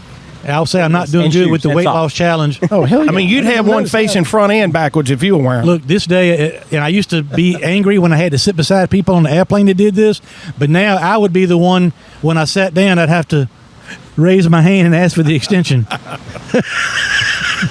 And you'd say I'm losing the weight loss challenge? Well, you're adamantly saying that you're winning it, and I'm not quite sure. Bobby, we have a weight loss challenge here in the podcast. We put money up for donating whoever wins to their favorite charity. I won the first segment, and I'm on my way to winning the second segment. He actually gained weight. He went the opposite direction. So I lost weight, and he lost like what? You lost a quarter pound? We're trying to make you feel good about yourself. Yeah, well, I'm feeling good about myself right Bobby, now. I couldn't come in on their podcast and win. I got to let them win. You got to put them over all the time. Well, you got to play the game right, or you're going to be out. I did my job, Bobby. That's the words of a quitter right there. Yeah. Bobby. You'll learn. So, Bobby, let's talk a little bit. Of course, first I want to make sure that the listeners understand how awesome is it just driving for Sadler Stanley Racing. I mean, the greatest owners you probably have ever worked for, besides Joe Gibbs, of course. Yeah. He's the king. But Yeah, rivals Joe Gibbs for sure. Okay. I mean, for sure. At the top, there's no doubt there's no better race team to drive for today than today. How's that? he said today. Something like that? He said today. Being that we're sitting here right now looking at you. Well, yeah, and we said this a minute ago, but when I was in Batesville, Arkansas, and Bill and Gail Davis said, they didn't know, and they said, you got your modifieds, you keep them at your place. I said, no, I drive for Hermie Sadler, and they're like, oh, Hermie Sadler. Oh my God, they were just like, oh my Elliot's God. brother. Yeah, Elliot's brother. yeah. brother. Yeah. Let me ask you this. Bob. So to answer your point, though, this is a great opportunity, and we were talking earlier about the time of your life, and about pressure and this and that, and I explained to you about the pressure of driving. Even though today is pressure every day. If I didn't have any pressure or didn't want to, it'd be no fun, because it's like, what are you doing? Right. So this is a great opportunity and a lot of fun at a good time in my life where I'm enjoying a lot of things. Awesome. And so get to do things on your own, kind of on your own. And, as we've raced against each other for years, and we've now known each other for a couple years with Bill, and it's funny, as you get older, you want to come back around sometimes to people that you knew, but you didn't really get to know that well. So you get to gravitate towards that. And I enjoy that. And then just modifieds are fun in general. So I enjoy going an hour away from my house. Is really cool. Yeah. And I'll be home tonight about whatever time we get home, I guess. But that could be. You never This know team is about about one or winning two. and having fun. Having fun Yeah. being the first thing. And that's when, when you and I had that discussion after Wilkesboro and talking about you coming over here to Sadler Stanley Racing, I was tickled pink. And, Yeah. of course, my son Chandler, who's your biggest fan, you would have thought that I had built him his own house and swimming pool at the farm. So we're just so thrilled to have you. Yeah. It means a lot to us. And I can't tell you how much fun it is to watch you race. And especially, we've been watching you race here. The SRX series just finished up. Yep. You're still involved in a lot of different ways of racing. How was SRX for you this year? It wasn't as good as it was the last couple of years. Just struggled, seemed like. Could never get good finishes to get up there in points. We did go the last race on dirt at Lucas Oil, and we were actually, I think we were second in points for a couple laps, just by the way, at virtue of being up front on a restart. Or I won the heat race. Yeah. And then I got shuffled to the back, so I don't know where we finished. And they only paid for top three, so it didn't matter really at that point in time. But that again, that's another fun thing that we really enjoy. My wife and I embrace that. We travel we travel around and do all the races from our motorhome, and the people that run it, the sponsors, the owners. It's just a 6-month summer tour. You just hold your breath and go race week in and week out at different places, and you do it in front of so many great short track fans. Yes. That's what's really cool about it. So, and it's really great for those short tracks as well. It's revitalization, really. My whole year, I think I'm going to run 28 races, and it's all on short tracks. So, all around the country, and especially in Virginia, North Carolina. We did in South Carolina one time. This area, that's really a lot of fun. Hey, the biggest thing that's hard for fans to understand, you raced all the way to highest level, won races, championships, Hall of Fame, all that. But when you're in the middle of all that, it's hard to describe to people the pressure you're under as a driver. Yep. You have to leave home when somebody else tells you to leave home. You have sponsor obligations. You go out to qualify, you come back in, you got sponsors and family people waiting for you. You have to smile whether you ran good or not. When you get done with that, you got to go to another dinner, you got to go here, you got to go there. It's a wonderful job, and I know you wouldn't trade it for the world, but it's not like back in your competitive racing days, racing for NASCAR championships. Sometimes it's really hard to take a breath and enjoy the process, because you've got, let's just say when you were at Joe Gibbs Racing, the hundreds, if not thousands, of people affiliated with Joe Gibbs Racing. Excuse me. Got a little choked up about this, didn't you? Yeah. This whole thing's got him all choked up. And the thousands of people with your sponsors. Yeah. So how do you navigate that? Yeah. So there's a lot of I mean, I think there's a part of me that says, hey, how in the world did I even get to that point? Yeah. And I started off short track racing, and I never would have, you dream about getting there, but you don't know what it all is about. So I will say, when I won the championship in 2000, after the championship's over, we come home. Next morning, I'm taking my kids to school. I come back to the house. Everybody's kind of doing their thing. Kind of like, what did I miss here? Yeah. I thought, we just won a championship, man. Shouldn't we be doing something? Right. And it was like everybody was back to work. And I called Coach, and I was like, hey, man, why is this like this? And he said, it's the journey to get there, right? So I kind of missed that. I mean, I remembered it, I thought about it, but it didn't sink in until after it was over with. Wow. But the whole aspect of driving in the Cup Series and working towards that goal week in and week out, the pressure of it. And it's like you kind of strive to have a little bit of pressure or have pressure on you. And, so to be there for so many years at that level, and then, and now to be able to still be able to go out there and compete, be competitive, and do it at your own, So you were thinking back. I can wear shorts today. Back then, you were thinking back in 2000 as you were racing for a championship. Hey, 25 years from now, I'm gonna be driving a modified for Hermie, Sadler, and Bill Stanley. Yeah, how did I ever think that? Yeah. So, I mean, you work so hard for it, and I'm built where I love the pressure of it, and I enjoy that. And if I didn't enjoy that, I just wouldn't do it. Right. So it's like, you want to be the best you can be. And, I love the fact, some people ask me like, man, when you go eat dinner, doesn't people bother you? I said, well, yeah, but that's okay. Really? Yeah. If they didn't know who I was, then I didn't do a very good job. Yeah. So I'm like, it's okay.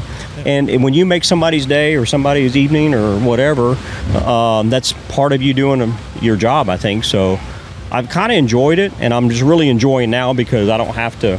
Tomorrow I can say, what am I going to do today? Well, let's go do nothing, hang out, whatever. Or we might go to VIR tomorrow, but anyway, stuff like that. So it's a lot more enjoyable at my pace. You guys get to be more like your brothers when you don't have to do, right? Yeah. Bobby, you touched on it earlier because you used to race. We got to keep in mind he's got a driver's meeting coming up. What is it like really going from driving against him to now working with and for Hermie? Yeah, I mean, obviously, back in the early 90s, mid-90s, and he would have let me win a little bit more had he known that I was going to be owning a... I'd have been a little nicer, Yeah. But, I think about Johnny Cash. He called me the other day. Yeah, he's great. And I think of Bobby King. Yeah. And I think of... Boney. All the guys Walker Wheelhouse, worked on those guys' his car, and when he drove for them. And y'all owned y'all's Busch Grand National team, too, back... Yeah. You had Slim Jim, M&W windows. I remember all those cars back in those days. And I mean, and those were some great days. Those were great times, and I mean... This is great times. Those are great times. In the middle, it was kind of more work, I think. But yeah, I mean, obviously, it's so cool to be able to. There's not a funnier man alive than Bob Labonte. Well, what was it? They had something the other day. Wayne Patterson was there. A bunch of guys that used to race the Sportsman Days and stuff like that, or late model stock days. And then Todd Bodine had a picture yesterday of me and him racing at Orange County. He had no hair. At Orange County back in the day. So obviously, growing up. And knowing Hermie for 30 years, you think about it. And, when we moved here from Texas. So, yeah, I mean, the fact of the matter is, Bobby's much nicer than Terry, and I'm much nicer than Elliott. And that's at the end of the day, that's all that matters. Really that's what matters. But it really is a lot of, it's like a full circle to be able to do this. Well, and I know it's a little easier. I make it a little easier because I'm his partner in this, so he's a little caustic. I'm a lot of humor and fun. I know you got to run to the driver's meeting. I wanted to ask one question. I saw on Facebook they brought out the Miatas, the MX-5s to Martinsville Speedway. It looks like maybe they're going to bring that series to Martinsville. They were testing. They asked you to test. You were there with Junior. Tell us what was going on. Tell us what you thought. Yeah, it was a lot of fun. I watched them on TV, on whatever streaming, and I just like, man, when the guy Troy asked me to come up there, and I said, I might could come up there. And then he said, hey, Jim France wants to know what day you're going to be here. And I was like, I'll be there on Tuesday. So I got up there, and I mean, I had a blast. I was out of breath. I'm like, man, these things are not easy to drive, different to drive.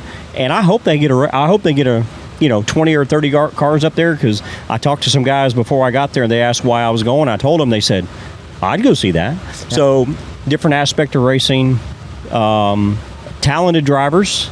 that maybe could be in front of somebody to get a break. You never know. Right. Yep. But And to a do great that, stadium. Oh yeah, and Cathedral of racing. and the cars are inexpensive, relatively inexpensive. So I thought that was fun. I don't know that Mazda's ever had a car at Martinsville until the other day. We're up there, so that was fun. Hey, that's a good point. Now, do you Yep. see yourself driving in perhaps a race like that in Martinsville? I don't know. I mean, we'll have to wait and see. I mean, I think I'd rather go Stanley to. Racing sponsored car. Maybe I think I'd rather go to VIR and drive them. Maybe I'd have a little better VIR is chance. a great I don't place, know. but I'm sure we can pick up a Miata for real cheap and kind of tool it up for you. But so, what did you think of the There he test? goes Do you think again. that's going to work? I mean, I Sure, think those they can do usually it are on road courses, I right? think they do it. I mean, they run. I've seen them for years, and they want to try an oval, and I do think that it's got some merit. well, and we could see that at short tracks, which you run on, and really reinvigorate those short tracks and bring more Yep. racing to them, which bring more fans, which help those small economies, which is why we did Sadler Stanley Racing in the first Yep. part, in the first place. So I want to thank you for giving us this 10, 15 minutes. Yep. To our, we love having you. We love you, man. My family loves you. My wife sends her best. She's sick, so she couldn't be here. I got to go back home to Yep. tend to her. But give Kristen my best. Yep. And I'm sure he's going to tell you to give your brother his best. For sure. Go to the driver's meeting so you don't have to start in the back. I know it. I gotta go. We'll talk to you after All right. you win tonight. All right. Thank you.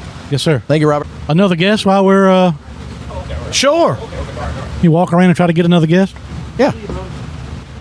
So that was the great NASCAR Hall of Famer Bobby Labonte. What a class act. So let me tell you a little story. I got to know Bobby, of course, because we put a car out there. I'm just so glad Hermie was able to cement his position here in this race team. Yeah, well, yeah. So actually, this whole thing started when I got Hermie to get back in the car a couple years ago. That eventually got us to sponsor Pace-O-Matic, a great sponsor for our race car and for this podcast. And so when we decided, hey, let's help short tracks. Let's bring some great drivers and compete in the Smart Series and the open wheel modifieds. We'll do it. And I sat down with Bobby. We used to camp next to each other, and we were talking at North Wilkesboro, and we were like, hey, why don't you run for us? And he was like, yeah, I should run for you. And the more wine we drank, the closer we came to contract. So there you go. Hey, so while our drivers at the drivers meeting, I scrolled down pit road and looked for the ugliest person I could find. Ugliest Yankee I could find. Since Shep Moss was already here. Shep Moss was already here. Second. And so we got the legendary Tommy Baldwin. Wow. What's Tommy What are Baldwin. you doing? up? Just living a dream. It's got goosebumps, man. Man, Tommy Baldwin. What a hero. Hey, it's nice to meet you. I'm Senator Bill Stanley. How are you? Nice to meet you. How are you? I'm his lawyer, and I'm his lawyer. And if you That's need a trouble. lawyer, let me know. So trouble. That's what makes I me got money. some stuff I want to ask you, but for those on our podcast, we don't have a lot of modified racing fans. We're trying to introduce them to the sport through the podcast and all that. But you and your family started with just your dad or your granddad, or No, just my dad. Yeah. Yep, in the 70s, late 70s, yep. tell us about your dad and racing and what Cup fans know you from your years crew chiefing in the Cup Series and actually owning teams and managing And winning. teams and winning and all that. But to give a quick version of the birth of Tommy Baldwin Racing. Yeah, well, we started with my dad, obviously, in the late 70s. He had a repair shop at the same time that he just purchased. And Down in North Carolina? No. Up in Long Island, New York. Yeah, we didn't even know how to spell North Carolina or South Carolina back then. But, yeah, we, started there, which we still own a repair shop ×2 and about 30 employees still today. But, yeah, I started racing. He started drag racing a long time ago, and then went into oval track racing and raced Ace Speedway, Riverhead Raceway, Freeport, New Egypt, Wall Stadium, Stafford, Thompson, all those tracks up north in the Northeast. And got lucky enough that I fell in love with it early, and I started working at the shop probably when I was 7-8 years old, pumping gas, Wow. checking people's oil, and started there, sweeping floors, started working on cars, started working on race cars, and here we are. You've been around racing a long time. You actually there for a couple of years, crew chief my brother, right? Yeah, for about a year, yeah. Yeah. The real And- driver. Yeah, I know you couldn't understand a damn thing he was saying. No, so that had to be a neither of you. challenge. Neither of you. What'd you say? That had to be a challenge. But I guess what I'm saying. Wait, didn't he go on to Warburton? So Ward did was that get- first, so that well, Elliot no coming back from Warburton. Elliot and Hermie a little bit. So that's when they're you even learn further- sign language. They're even further south But of the about- house. You done Cup racing and all that. But when I see you at the track with the modifieds, that's when you look to me like you're in your element or the happiest. So what is it about the modifieds that I'm just learning about the last couple of years myself? What is it about the modifieds that you love so much? Well, I mean, I disappeared from it for 20 years, Yeah. right? But now, coming down south and being part of the Cup Series, and when I finally sold my program, my Cup program, and I just said, hey, I want to go have a little bit of fun, still race, go do some things, and I got the bug, and next thing you know, it's 4 years later, I got 7 race cars, shop full of parts and pieces, a bunch of people, a bunch of haulers, and now I'm in trouble again, just racing, having a good time. But yeah, it's been fun. I enjoy it. It's my roots. It's where I grew up. It's where all my friends are, and I get a chance to go back to my hometown track, Riverhead Raceway, and do a lot of racing there, and all my friends come and hang out, and it's a good time. Bill, I'm going to give you a little piece of trivia that you'll never believe or never be able to understand. Okay. This guy married a Miss Winston. Really? Wow. Fraternization, wasn't that forbidden? Isn't that true? 1991, Miss Winston. Can you begin to explain that? Still married. Can you Explain that. That'll take a whole nother podcast. She's blind in one eye. Can you believe that? Beth Bruce, who I knew back in the early 90s, her brother Trip Bruce worked for Don Beverly Racing and Bobby King back when I first started in the Busch Grand National Series. But the beautiful, talented, well-mannered, beloved Beth Bruce married this. So can you give us the PG version of how that even started? PG version. Yeah. Do you know how to deliver a PG version of anything? He's never asked me for I a got PG lucky. version. I said all the right stuff in the beginning, and I'm still feeding it. And she believed it. She liked that accent of his. Today, That Alabama accent he's got. That's Alabama. Yeah, still feeding her it today. But yeah, I mean, we got total of 4 boys, 2 of our own and 1 each, and got a great family. And they're racers too, right? Obviously, Jack and Luke are both of our boys are racing now, and Now, how's that? it's stressful, but it's fun, And in the beginning, Beth was like, "There's no way we're not doing this," and now it's like, "You better give them the best equipment, the best stuff." We can she'll buy. be mad today because it ain't going to be the son's fault. No, not going to be the kid's fault. No, It'll be Dad's fault. No. Now you just won a Wheel and Modified Tour championship last year, right? Yeah, we won the Smart Championship and the Tour Championship and the World Series and New Smyrna Championship last year. So we won all 3 big ones last year. It was That's a big lot year. of fun. I think we had 4 different drivers. Caleb Hetty won this one, the Smart Tour Championship by himself, and between Jimmy Blewett and Doug Colby and Mike Christopher Jr., we won the NASCAR Modified Championship. So yeah, that was a nice year we had for sure. You're partnered with or work with PSR Racing, Phil Stefanelli. They build your cars, you race. But Phil has told me on more than one occasion that you've been very involved in the evolution of PSR to the kind of winning cars they're building now. So what is your relationship with Phil and PSR? But he gives you a lot of credit, maybe not to your face, but gives you a lot of credit talking to me on how involved you've been with the kind of cars they're building now. Yeah, I mean, we started it, he was building some cars, and when I decided to make a change, I went to him and I said,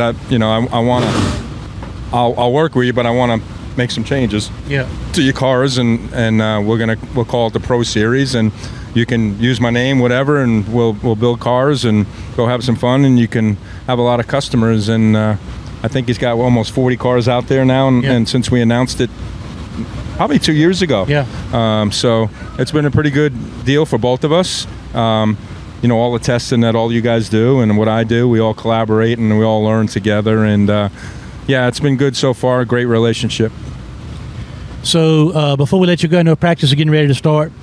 Not sure how much or what you want to say about this, but you announced, or your family announced last week, that you have some health challenges ahead of you. And I know the first thing that's happened, as it always does, the racing community has come around and rallied, and I'm sure your family has as well. So tell us what you can, or what you're free to tell us that you can, but also know that Bill and I Shep and PSR and Sadler Stanley Racing is wishing you and your family the best. I appreciate that. Yeah, I've been battling a little cancer, and I've been busy this past week doing all the preliminary stuff, getting ready. Next week's time to hit it hard with chemo and radiation and whatever else they're going to throw at me. So I'll be ready. I got 7 weeks of 7 weeks of it. 5 days a week radiation, one day a week chemo, and I'm going to narrate it all the way through to try to get some other people that are dealing with the same issues through it. Try to help everybody I possibly can. My strength hopefully can help others. And we're starting Wednesday, and I'm going to get it out there. And I'm already texting back and forth probably with about 10 different people that I didn't even realize that had it or going through it. And we're communicating back and forth what they're doing. A couple people sent me texts that they just went to blood work. So, so without getting a lot of detail, were you feeling bad? What yeah, and that's what I encourage everybody on my Facebook page. If you don't feel good, go to the doctor, because everybody knows their body, right? And everybody knows when they get sick, what getting ready to have, whether they have strep throat or a cold and stuff. But I got a little bit different type of sick. I got really congested, and it was different congestion. It was just different. Then my lymph node swelled up and didn't go away when they gave me medicine, and that was the first sign we might have an issue. And then when they did the biopsy, they found that was cancerous, and then did all the scoping and the CT scanning. And I just got back from the PET scan, and getting ready to get the port installed in me in the beginning of the week, and get after it on Wednesday. Well, I tell you what, if I was cancer, I'd be scared of shitless, because that's one badass dude right there. Well, my mom fought and thankfully beat breast cancer twice. And I can tell you, of course, the doctors and the medicine is the key, but your attitude and the support unit around you is very important, and you certainly have the right attitude, that winner's mentality.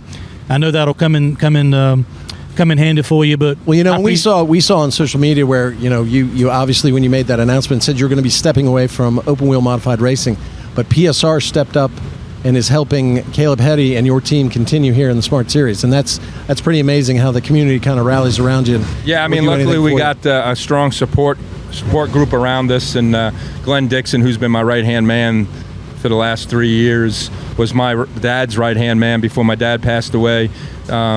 He's going to look after it for me. I probably know this is probably my last one I'll be able to go to, maybe a couple more. They say I probably got about 2 weeks, maybe 3 weeks of strength that I'll be able to do something like this until I start feeling it. But I don't know. I don't know if I'm hard-headed enough. I do know I'm going to do everything I possibly can to get to North Wilkesboro, because my kids are going to be racing the crate mod race there. And if we're going to go race the crate mods, we might as well race the tour race too. So amen. I'm going to try to get everything ready beforehand before I start feeling bad. That way I can just deal with it for one day and get through it and have some fun.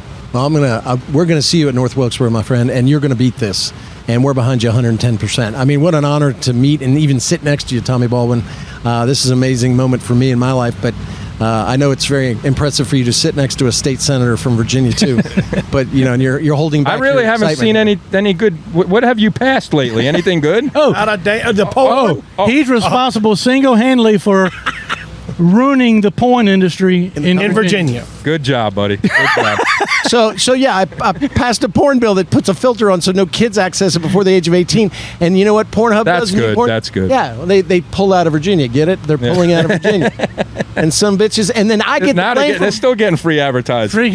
Well, when I get the blame, I get the perverts calling me up at midnight, leaving messages on my cell phone. God. You ask about tell me what have you passed lately? That's what he's known for. Yeah. The porn man. Well, before that, I freed 5,000 beagles from experimentation. All the goodwill you got for freeing and finding homes for all those beagles in the Envigo facility. Gone. I got 2 of them. Yeah. And then all that goodwill gone in the flash of an eye. Gone. He's Pecker gone. www. dot messed you up. Yeah, well, there you go. So, yeah, I've ruined all the midnight fun for all the lonely guys out there in the Commonwealth of Virginia. Oh, well. Go get your cars ready. All right. Good luck. We appreciate you. Tommy, what an honor. God bless you. Really is. Thank you. Go God get him, bless bud. you.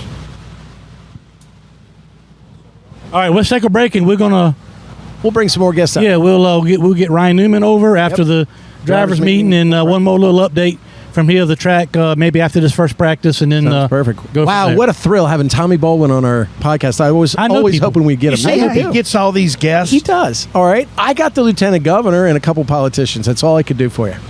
All right. That's it. I'm going with you, Hermie. We'll take a short break. Leaning right and turning left with Sadler and the Senator from Ace Speedway Smart Tour, powered by Pace-O-Matic. Sadler Stanley Racing.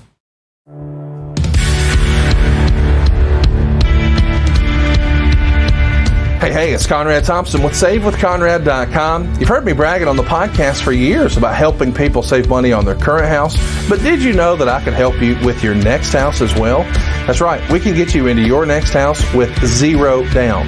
No money down loan programs are still available, and I know it sounds too good to be true, but we can do it for you. And by the way, home ownership is more affordable than you might think. We routinely turn renters into homeowners, and we hear back that their new house payment is more affordable than what they were paying in rent. Why would you keep doing that? Stop throwing your money away, paying for someone else's mortgage, and start building wealth for your family. And let my family help at SaveWithConrad.com. You don't need perfect credit to do this. We can improve credit scores down to the 500s, and it's worth mentioning, we never say no. We say not yet, but here's how. You need a game plan to buy a house, and that's where we come in at SaveWithConrad.com. We'll ask you, what down payment do you want to make? And zero is an acceptable answer. And what monthly payment do you want? And then it's time to go shopping. Find out how easy it is and how affordable it is to become a homeowner at SaveWithConrad.com.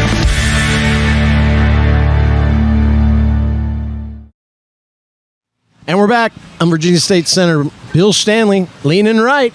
Hermie Sadler turning left, and we got to listen to this, Ryan. Former town councilman from the town of South Hill. He Yeah. what did he do?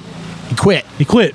He's a quitter. But his name is Shep Mouse. Shep, this is Ryan Newman. He doesn't quit.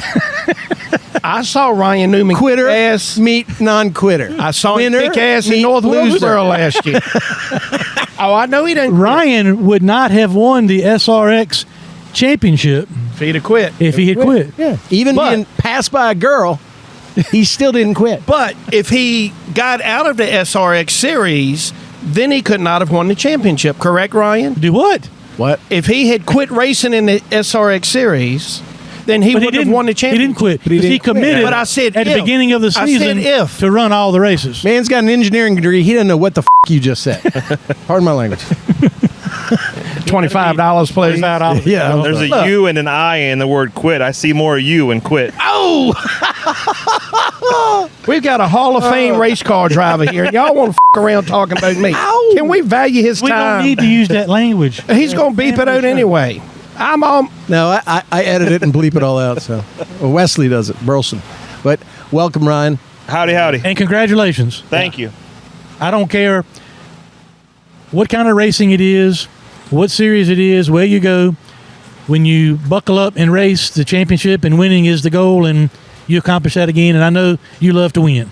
Yeah, it's been a long time since I won any kind of championship, and I've been honored to win races that you become champions, but that's not the same as winning a series championship. So being as close as we were in 2022 and then backing it up with two solid runs out of the box at Stafford, second and first, and getting a couple heat race wins there, and man, it just the points started great.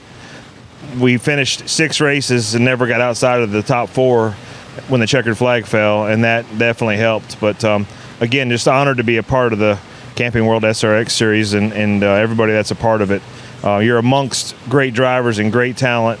Some that are new, like the Haley Diggins of the world, no doubt. But when you're racing against 4-time Indy 500 winner Helio Castroneves, Tony Kanaan, Newgarden, Ron Capps, I mean, guys that stand Old on Tracy. the throttle. You know what I mean? Yeah. For a little while. Stewart, Schrader, Kenny Wallace, guys that have got lots of laps.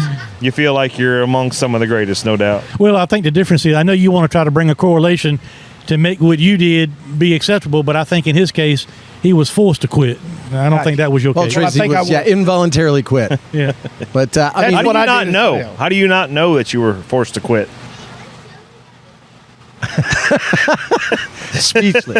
Speechless. That's good. I'm going to respect. Well, of course, he's a champion. That's what I'm respecting. Daytona 500 champion, one of NASCAR's 75 greatest drivers of all time. I mean, there's no quit in Newman. You know, when you look at the SRX, the different kind of racetracks and the different drivers from different backgrounds, you wonder how it's going to work.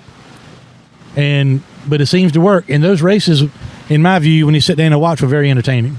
Yeah, they do a great job of keeping it simple. There was only 12 cars, sometimes 13, but we're racing on tracks that aren't 2.5 miles long. So I think that all kind of works into its favor. And, the short track side of it, the way the schedule works, where you do 2 heat races back to back, you invert, so you're going to see some passing, and then that dictates the start of the feature. So there's likely less passing in the feature based off of who's got the fast car, got the setup, got the everything dialed in based off of the heat races. But ultimately you still see guys going from the back to the front and the front to the back. And we're both old enough that we watched IROC racing, whether it was with Emerson Fittipaldi and Dale Earnhardt or anybody else for that matter, Bobby Ray Haldays, Al Unser, and we know how competitive and fun it was to watch those guys. And this is, to me, a step up mostly because we're racing the same style of cars that are competitive and equal at short tracks. And so you wouldn't have to. I went ahead and told Phil Stefanelli on the way to the racetrack today that Ryan just won a championship on 6 different racetracks with 6 different Hall of Fame, world-class type drivers in a series and won the championship. So if you don't win tonight, it's his fault, not yours. Well, yeah, I mean, and look at you as a car owner here. You got 2 superstar racing experienced drivers. Right. 2 of the top 75 NASCAR greatest drivers. Right. That's right. Right. I mean, I'm surprised that they don't put a red carpet out for you just walking in the pit gate over here. No, we do it for him outside. Oh, okay. When he gets out of his truck, by the concession stand. We actually cradle our hands across together the road. So he never touches the ground. Question His feet for never you. touches the ground. I heard you talking earlier. You're going to this track, that track. You're going to Darlington. You're racing here. You just finished SRX. What kind of helicopter do you have? What kind of team do you have to get from track to track? Because you're on the road all the time. I got a F-150 Ford from Capitol Ford to Raleigh. that's we fly low. I mean, that's a full-time. Yeah, I mean, your schedule's got to be brutal. Yeah, it is. But I mean, I try to keep it logistically simple. For instance, here's not too far from home. My daughter's racing at Millbridge, which is 40 minutes from home tomorrow, and then later in the week we'll go to Darlington, hit Carteret, and go back to Darlington. But I mean, that's all. And she races on Tuesday, so wow. I'm going through more shop rags than anything. But I think gas. So how about your daughter's racing? I know you're not only her dad but I know you're very, very involved in that. Yeah, she's my oldest daughter, Brooklyn's the only one that's racing, and she's running 2 different classes right now. We're looking at potential of moving her up, just mostly because of her age and her size. She started late when she was 10 years old. She'll be 13 in November, and really just that in itself, I can't hardly believe. Right. That makes both of us feel old. And starting late at the age of 10. I got a grandbaby coming in November. Jeez. But yeah, it's just moving up and just getting experience with her, and she loves it. She's good at it. She hasn't had the success. So she's just not doing it because her dad is a racer. No. And I've challenged her to not, and she wants to make sure she does. So that's awesome. That's I think that's a test that we all have to give our kids at some point, no matter what sport they do. Is are you sure you want to do this? Or you know why you're doing this? And when they come up with answers that you haven't thought of, they want to. That's right. Well, I mean, so now you're coming off a championship, like we said. You're back at Smart Racing Tour. You're running not a full schedule for us, but pretty close. And we're here at Ace Speedway. Have you run around Ace Speedway before, or is this your first time? We came here and tested maybe end of May, something like that, 1st of June, and felt like we had a pretty good grip on it. And it was hot then like it is now, which was good. But again, no matter how good or comfortable you are, we still haven't been to victory lane as a team. So we're still working on that one ha-ha moment so that we know we've got everything clicking. Right. Once we do that, then we go to a test. I'll know exactly. Like I don't have a ton of laps and a ton of experience. I've never run Ace, never raced Ace, never raced Franklin County, never raced Florence. So a lot of news for me, even though I'm an experienced driver, that I've just trying to create a little database of what I feel like we need to be competitive and ultimately win. But it's got to be fun. I mean, you're going to these new tracks, running in the series, running in an open wheel modified, which you do exceptionally well in. Are you learning something new? You know, the older we get, the less we learn that is new. But you seem to get better and better the more laps you run, whatever track you run in. Well, I'm very immature, so hey, me too. As I get older, it's you know, there's a sliding scale there where I'm still in my prime. And attention span too, right? What? Ryan, let me ask you this. Did I ask you something? I asked Bobby this. You know, I know you and Hermie used to race against each other, and mainly you probably didn't see him because he was in the back most of the time. Exactly right. But either way, he didn't But he quit. stayed in the back, but he didn't quit. So I know y'all used to race against each other, but what is it like now working for him and with him as a car owner and a team I'll owner? say that it's not working And for him. It's a working with. I Yeah, said that. yeah. What is it like with y'all's relationship making this turn and almost coming back full circle from competitors to now teammates?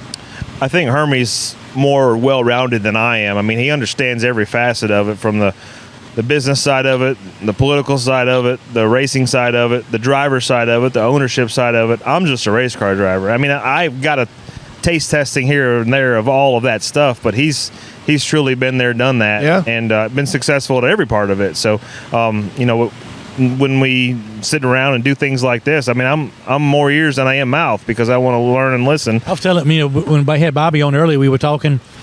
I raced against him probably more than I did you because I ran more in the Xfinity Series, the old Busch Grand National Right. days back in the early 90s, and he had his own team and all that. And I said, you know, we sit around, and Terry was racing, and Bobby, they had the Slim Jim cars and the M&W window cars, and back when I first started, I said, but never in a million years did I think then that, you know, 25 years later, we'd be messing with open wheel modifieds at Right. tracks in North Carolina, Virginia. So it's really, really fun. And I think I find myself not in the driver's perspective of, at this point in my life, owning these cars. I'm like, I want to have fun. I want to enjoy it. But damn, when you get to the racetrack, you want to win. And you don't like to see your cars getting passed, and you want to win. So I think we all have that problem of, let's have fun, let's enjoy it, but when the drag drops, we're all competitive and want to see our cars do well. And I think it says a lot about the Smart Modified Tour and the modifieds in general. Is we've all been at some point at the pinnacle of auto racing in the United States in the form of NASCAR, and here we are, like you said, 25 years later. We find ourselves, you know, in the same pit area doing the same things because of our love for short track racing on pavement with ground pounded modifieds that are a lot of fun to be a part of for you as an owner, for you know, for everybody to be a part of it. The only difference is now Bill has taken the place of my dad, in that my dad, after a bad night, would always call me 30 minutes after the race and question, son, is it really what you ought to be doing? Now, my dad doesn't do that anymore, but now Bill calls me after a bad race, 30 minutes after the race, and is like, how are we going to fix this now? Tonight. What are we going to do? We got to fix it tonight. What are we going to do? And I said, Bill, I need a 24-hour morning period. I'll call you tomorrow. And he's yet to understand the. So do you have a. No, and that's a lie. That's a lie, because he said, do you know my friend Mr. Click? And I said, I've never met him. And then Click, he hangs up on me. Well, that's what I was he going to does. say. I'm surprised that he actually takes the No, call he still. doesn't take the call. You know, like, I told you. Leave him the voicemail. That's Yeah. a better thing to do. they've got that automatic text that, sorry, I can't talk right now. Yeah. Like, Oh, you're man, I hate busy. that. I just can't see It's like me. the brush, man. That's the I just worst. can't see I would me- rather you not answer. I just than can't getting see that me as an canned owner response, man. making any kind of rational decision that's going to make things better within 30 minutes after like last year we had Hickory, Jonathan Brown and Jonathan Cash, 10 laps to go. Jonathan's leading or running second. Cash is top 2 or 3 with a next to last restart. Your buddy Chris Williams, who decided he's going to call the race that night, sends one guy to the back, then our next guy gets run over. Yeah. And so I quietly walk out of the grandstands and go get in my car because I've seen all I want to No, see. he said, F- this shit, turned around, hit me in the arm, and left. That's and not quiet. Bill's like, don't leave. Let's talk about this. What can we do? Hey, he What do wants you to wanna play do? therapist. Yeah, you want to be a therapist. Well, you know, but the funny thing Then he is, turns look, around and is shooting Chris Williams the bird. I did. I did. And, but the funny thing is, when the shoe's on the other foot, I am Hermie Sadler's attorney. We are in a court of law. Things are going very fast. I know what's going on. And, you know, when we walk out of that courtroom on a break or at the end of the day, he turns to me and goes, what happened? What do we do? And I should say to him, well, I need 24 hours before I talk to you about what we're going to do in this court case. But that's his rule, and it doesn't work. See, so I work on the here and now. I learn more about failure the minute I failed, and I want to talk about it to make it better so I don't fail. Well, Ryan has instructed me to not answer the call. Fail is different than quit, by the way. Yeah. Well, I said I'm surprised. Yeah, I said I'm surprised that you'd still answer the call, knowing that you're. Well, I try not to making the play in the morning. Well, and Shep might want to chime in on this, and maybe even Chris to a degree. Senator Stanley sometimes is hard to get a hold of. Oh, you're kidding. Oh, not him. What? Never. Not even for paying clients. Try it now. Call me right now. See what happens. Why is he even here?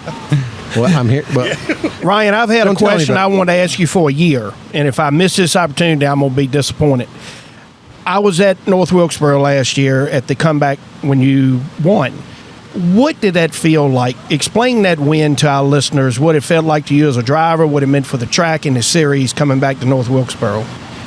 Well, it felt great, and it felt even greater afterwards, like weeks afterwards, because I really hadn't grasped everything that we had achieved that day, not just as a team and winning a race, but the severity of, like, people's emotions towards North Wilkesboro and that racetrack.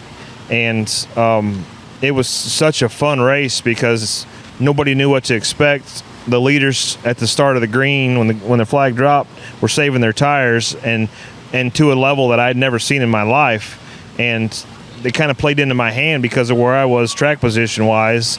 And as things got spooled up, I equated to a rock on a string where you can spin it, right? But then as you get going and get going and get going, like eventually that thing was going so fast, like it just ramped up, and the energy as a driver, the energy ramped up throughout the race to the point that it was like, man, we're really getting after it now. And I'd never been a part of, like, I've saved tires before, but not to this extent.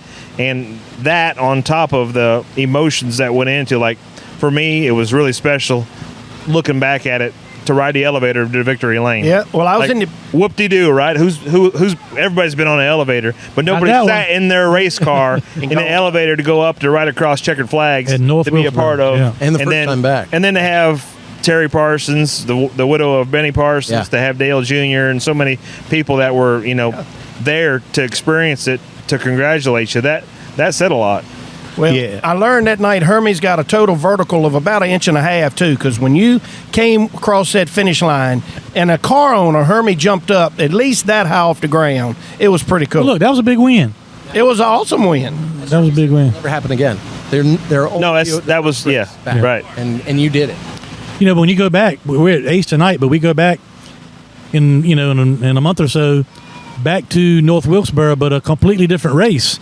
Because different length race, different tires, all these other kind of things. So it's going to be different. But that first win back at Wilkesboro, I mean, to get that win for all of us was So I'm jumping in late, so I see all the characters are back. Yeah, whatever.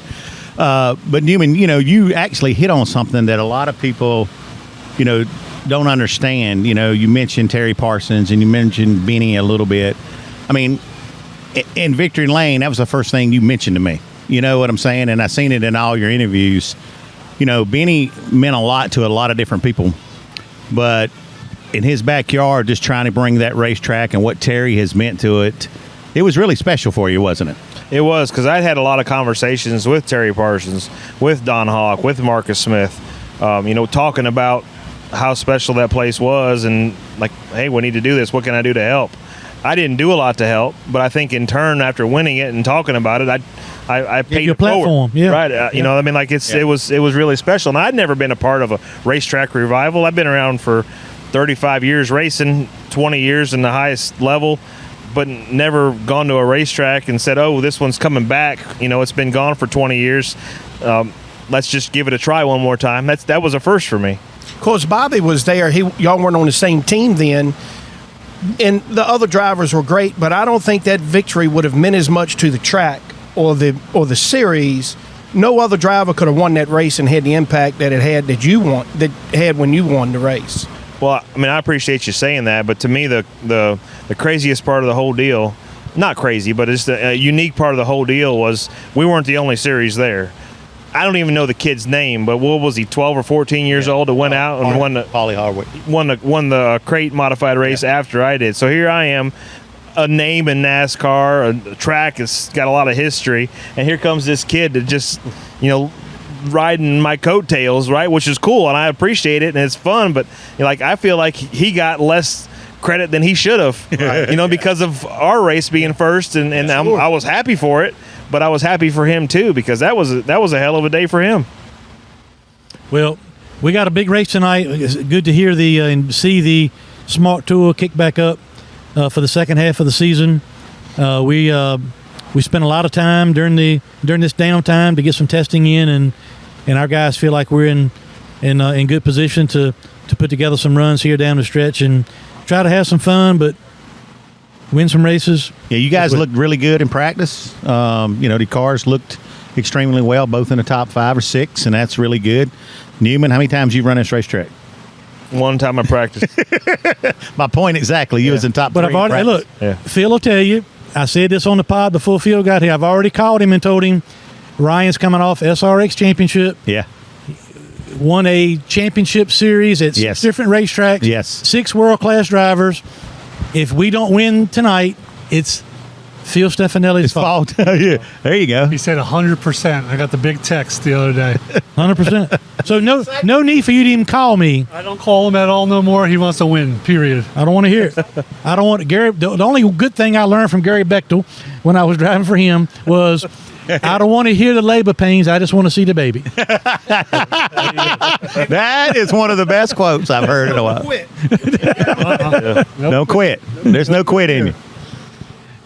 Speaking of Jimmy Spencer, Bill dubbed Phil Stefanelli last year his podcast appearance Mr. Excitement. Yeah.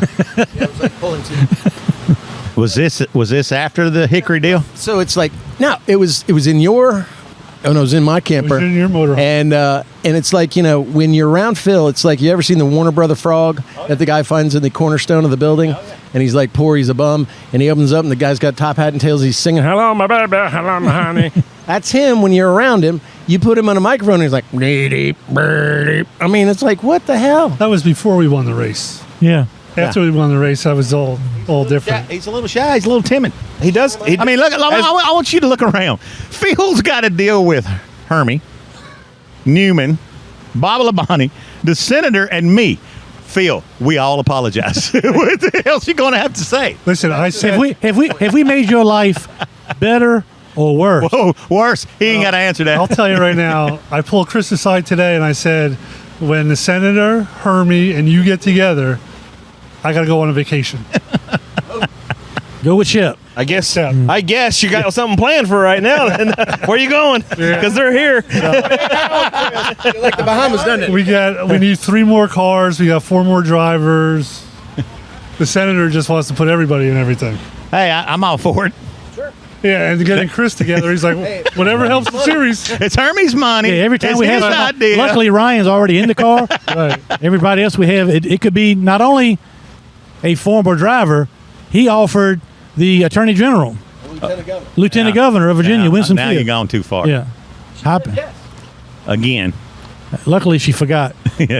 But So what do we got coming up? I mean, so Ryan, how many races are you running with us? I know you're going to be running some more NASCAR. What's in your future racing plans here for this year? Phil knows better than I because he's got to get the cars cleaned up and ready to go. But I know Dominion's on the schedule. Really look forward to Wilkesboro, like we talked about. Martinsville. I think Lonesome Pine is on there. South Lonesome Pine. Yeah. You went to Lonesome Pine. Yes, we went to Lonesome Pine. Can you give us How was it, Phil? how is Lonesome Pine? Well, after traveling over the railroad tracks, You're on the other side of the track? we're on the other side of the tracks, so we went there. So it was like How another was that drive up country. the mountain too? I Is that think- awesome or what? I think I don't want to misrepresent, County. but I think that Phil told me that Lonesome Pine made Franklin County look like Las Vegas. Oh yes, sir. And that's quite a drive to get there, isn't That's pretty well. It was. it? Yeah. But guess what? It's Somebody's going to go there and line up and win a trophy there. Yes, sir. So, And I think All right. we have a little advantage because we were there. yeah. And so we got Chris Williams here, Smart Series kicking off the back half of the season. But first of all, we've gone ask through Chris if you went and visited Lonesome Pine before we got it booked. Oh, that's a no. I know. No, I don't. Listen to me. Rusty Wallace called. He said yes, sight unseen. You have 100% friends that when they call, you do, or you help them. Is this Rusty in this case? This is Rusty in his case. Is Rusty going to field a car or come drive one in this race? There's a few people that are scared to drive a modified in the real world of auto racing. All right, Chris. So I'm going to say no to that. I've got an oval parking lot at the Stanley Law Group there in Moneta, Virginia. When can we schedule the race there? Next week. See, yeah, I guess it is. Yeah, so you for a small scheduled the race fee there without looking at it? You did? No, I knew a little bit about it. I went there one time, not to see the race itself. I had went up there on other business, and I thought the track was pretty cool. And Other then business and and we're what? just travel spending over time the at- track. I didn't say I was in. If you want to go spend time Travel over with the your track. family who's came to see you today, I said, oh, catering. And look, they're going to be hand delivered to you. Oh, thank you, Mackenzie. Oh, So, yes, I had other business. I didn't say it was in Lonesome Pine or Wise, Virginia. Moonshine probably being run or something, maybe. I don't know. But anyway, okay. Well, I had seen it. But, hey, you got to help a man out. I helped a man out. You're near Tazewell County, T-Town. That's right. You're right in the cold That's line. right. how do you say that? T-Town. Tazewell. Tazewell? Tazewell. Tazewell? Tazewell. Tazewell. We have to Cool. we have to book a hotel. I think it's 30 miles away from the track. Nice. That's probably in Look, T-Town. that ain't no big. Back in my go-kart days, we used to go to the VDKA race and race at Amelia Kart Track. And we stayed at a place called Buddy's. And we had to stop and get flea collars from the store to put them under the beds so we could sleep in the beds. So that's kind of what we're looking forward to. Was that We for the just put it under bugs the or bed. Yeah. other things? Yeah. All So, Chris, give us a rundown real quick. Yeah.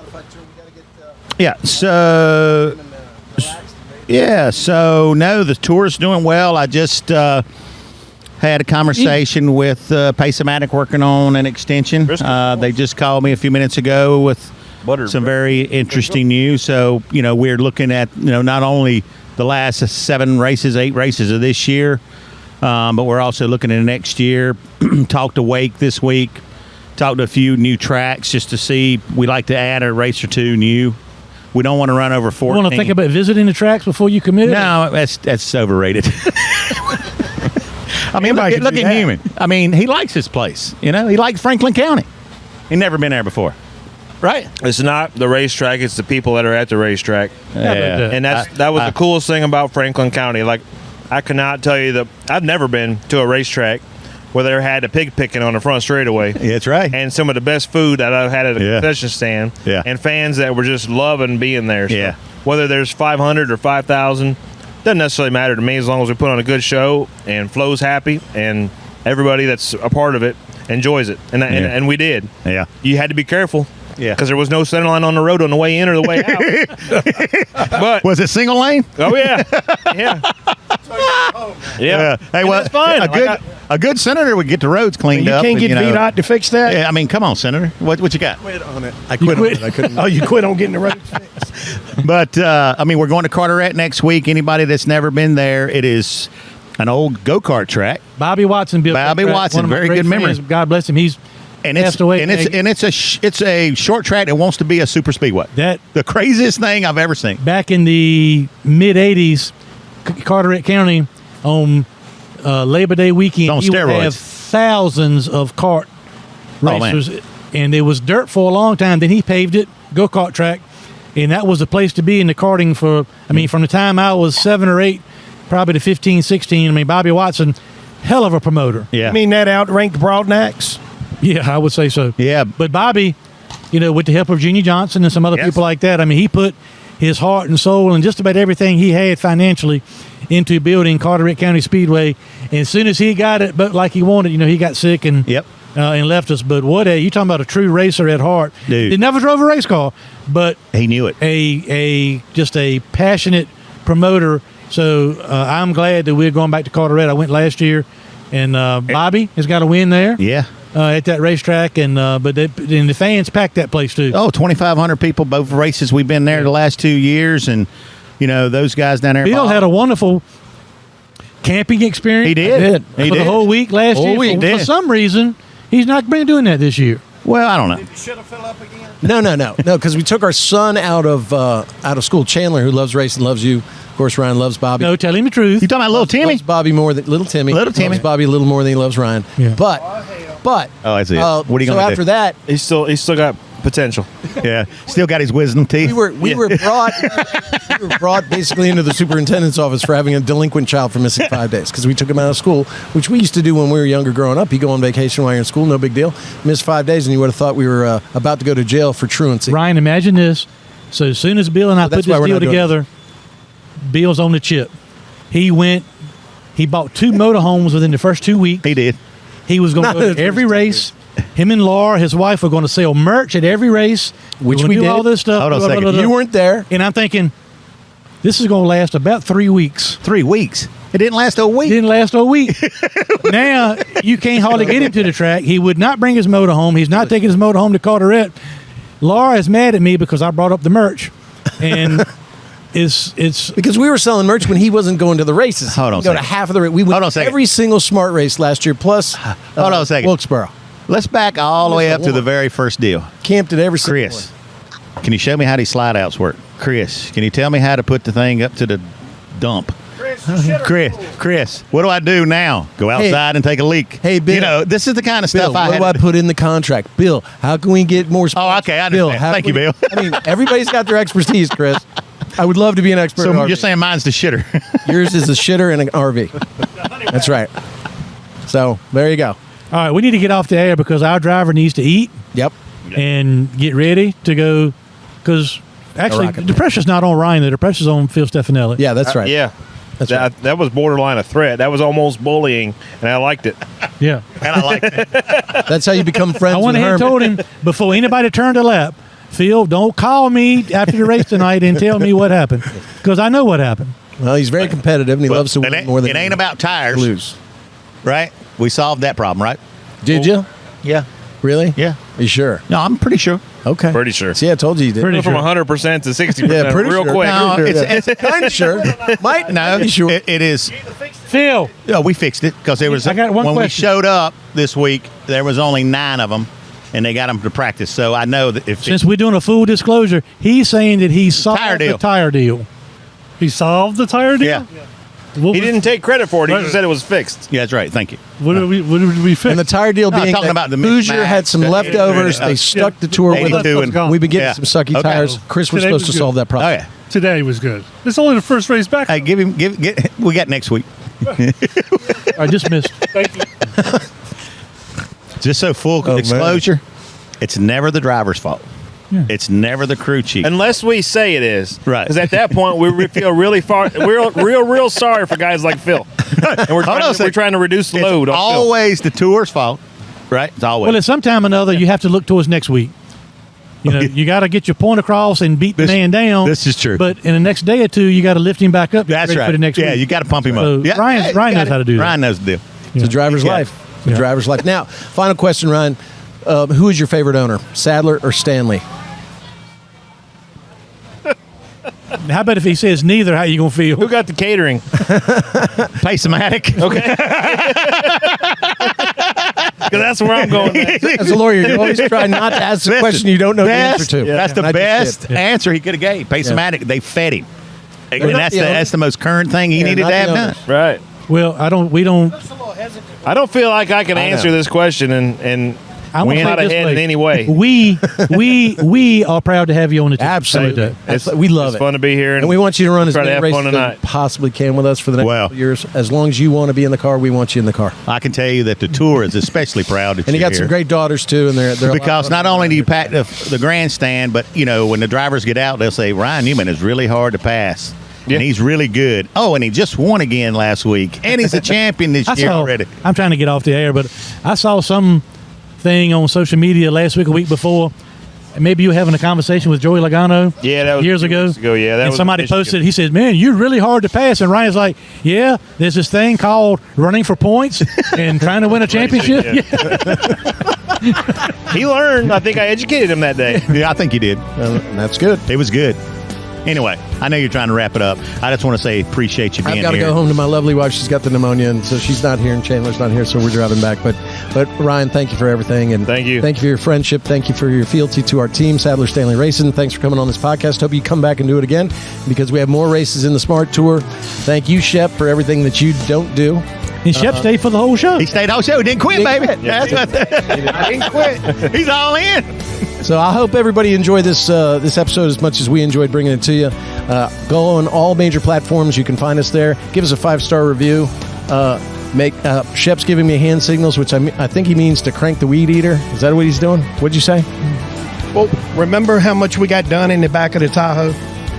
I don't want to know what That was Hermie. Glad I wasn't there for that. That's right. You were supposed to do that. Hermie said that's the most that at our age we'd ever get done in the back of a Tahoe. We recorded the first hour of the show in a Tahoe. So there you go. Too much info. But thank you, Ryan Newman. Thank you. Thank you, Bobby Labonte. Thank you, Tommy Baldwin. Thank you for everybody who's been on the show today.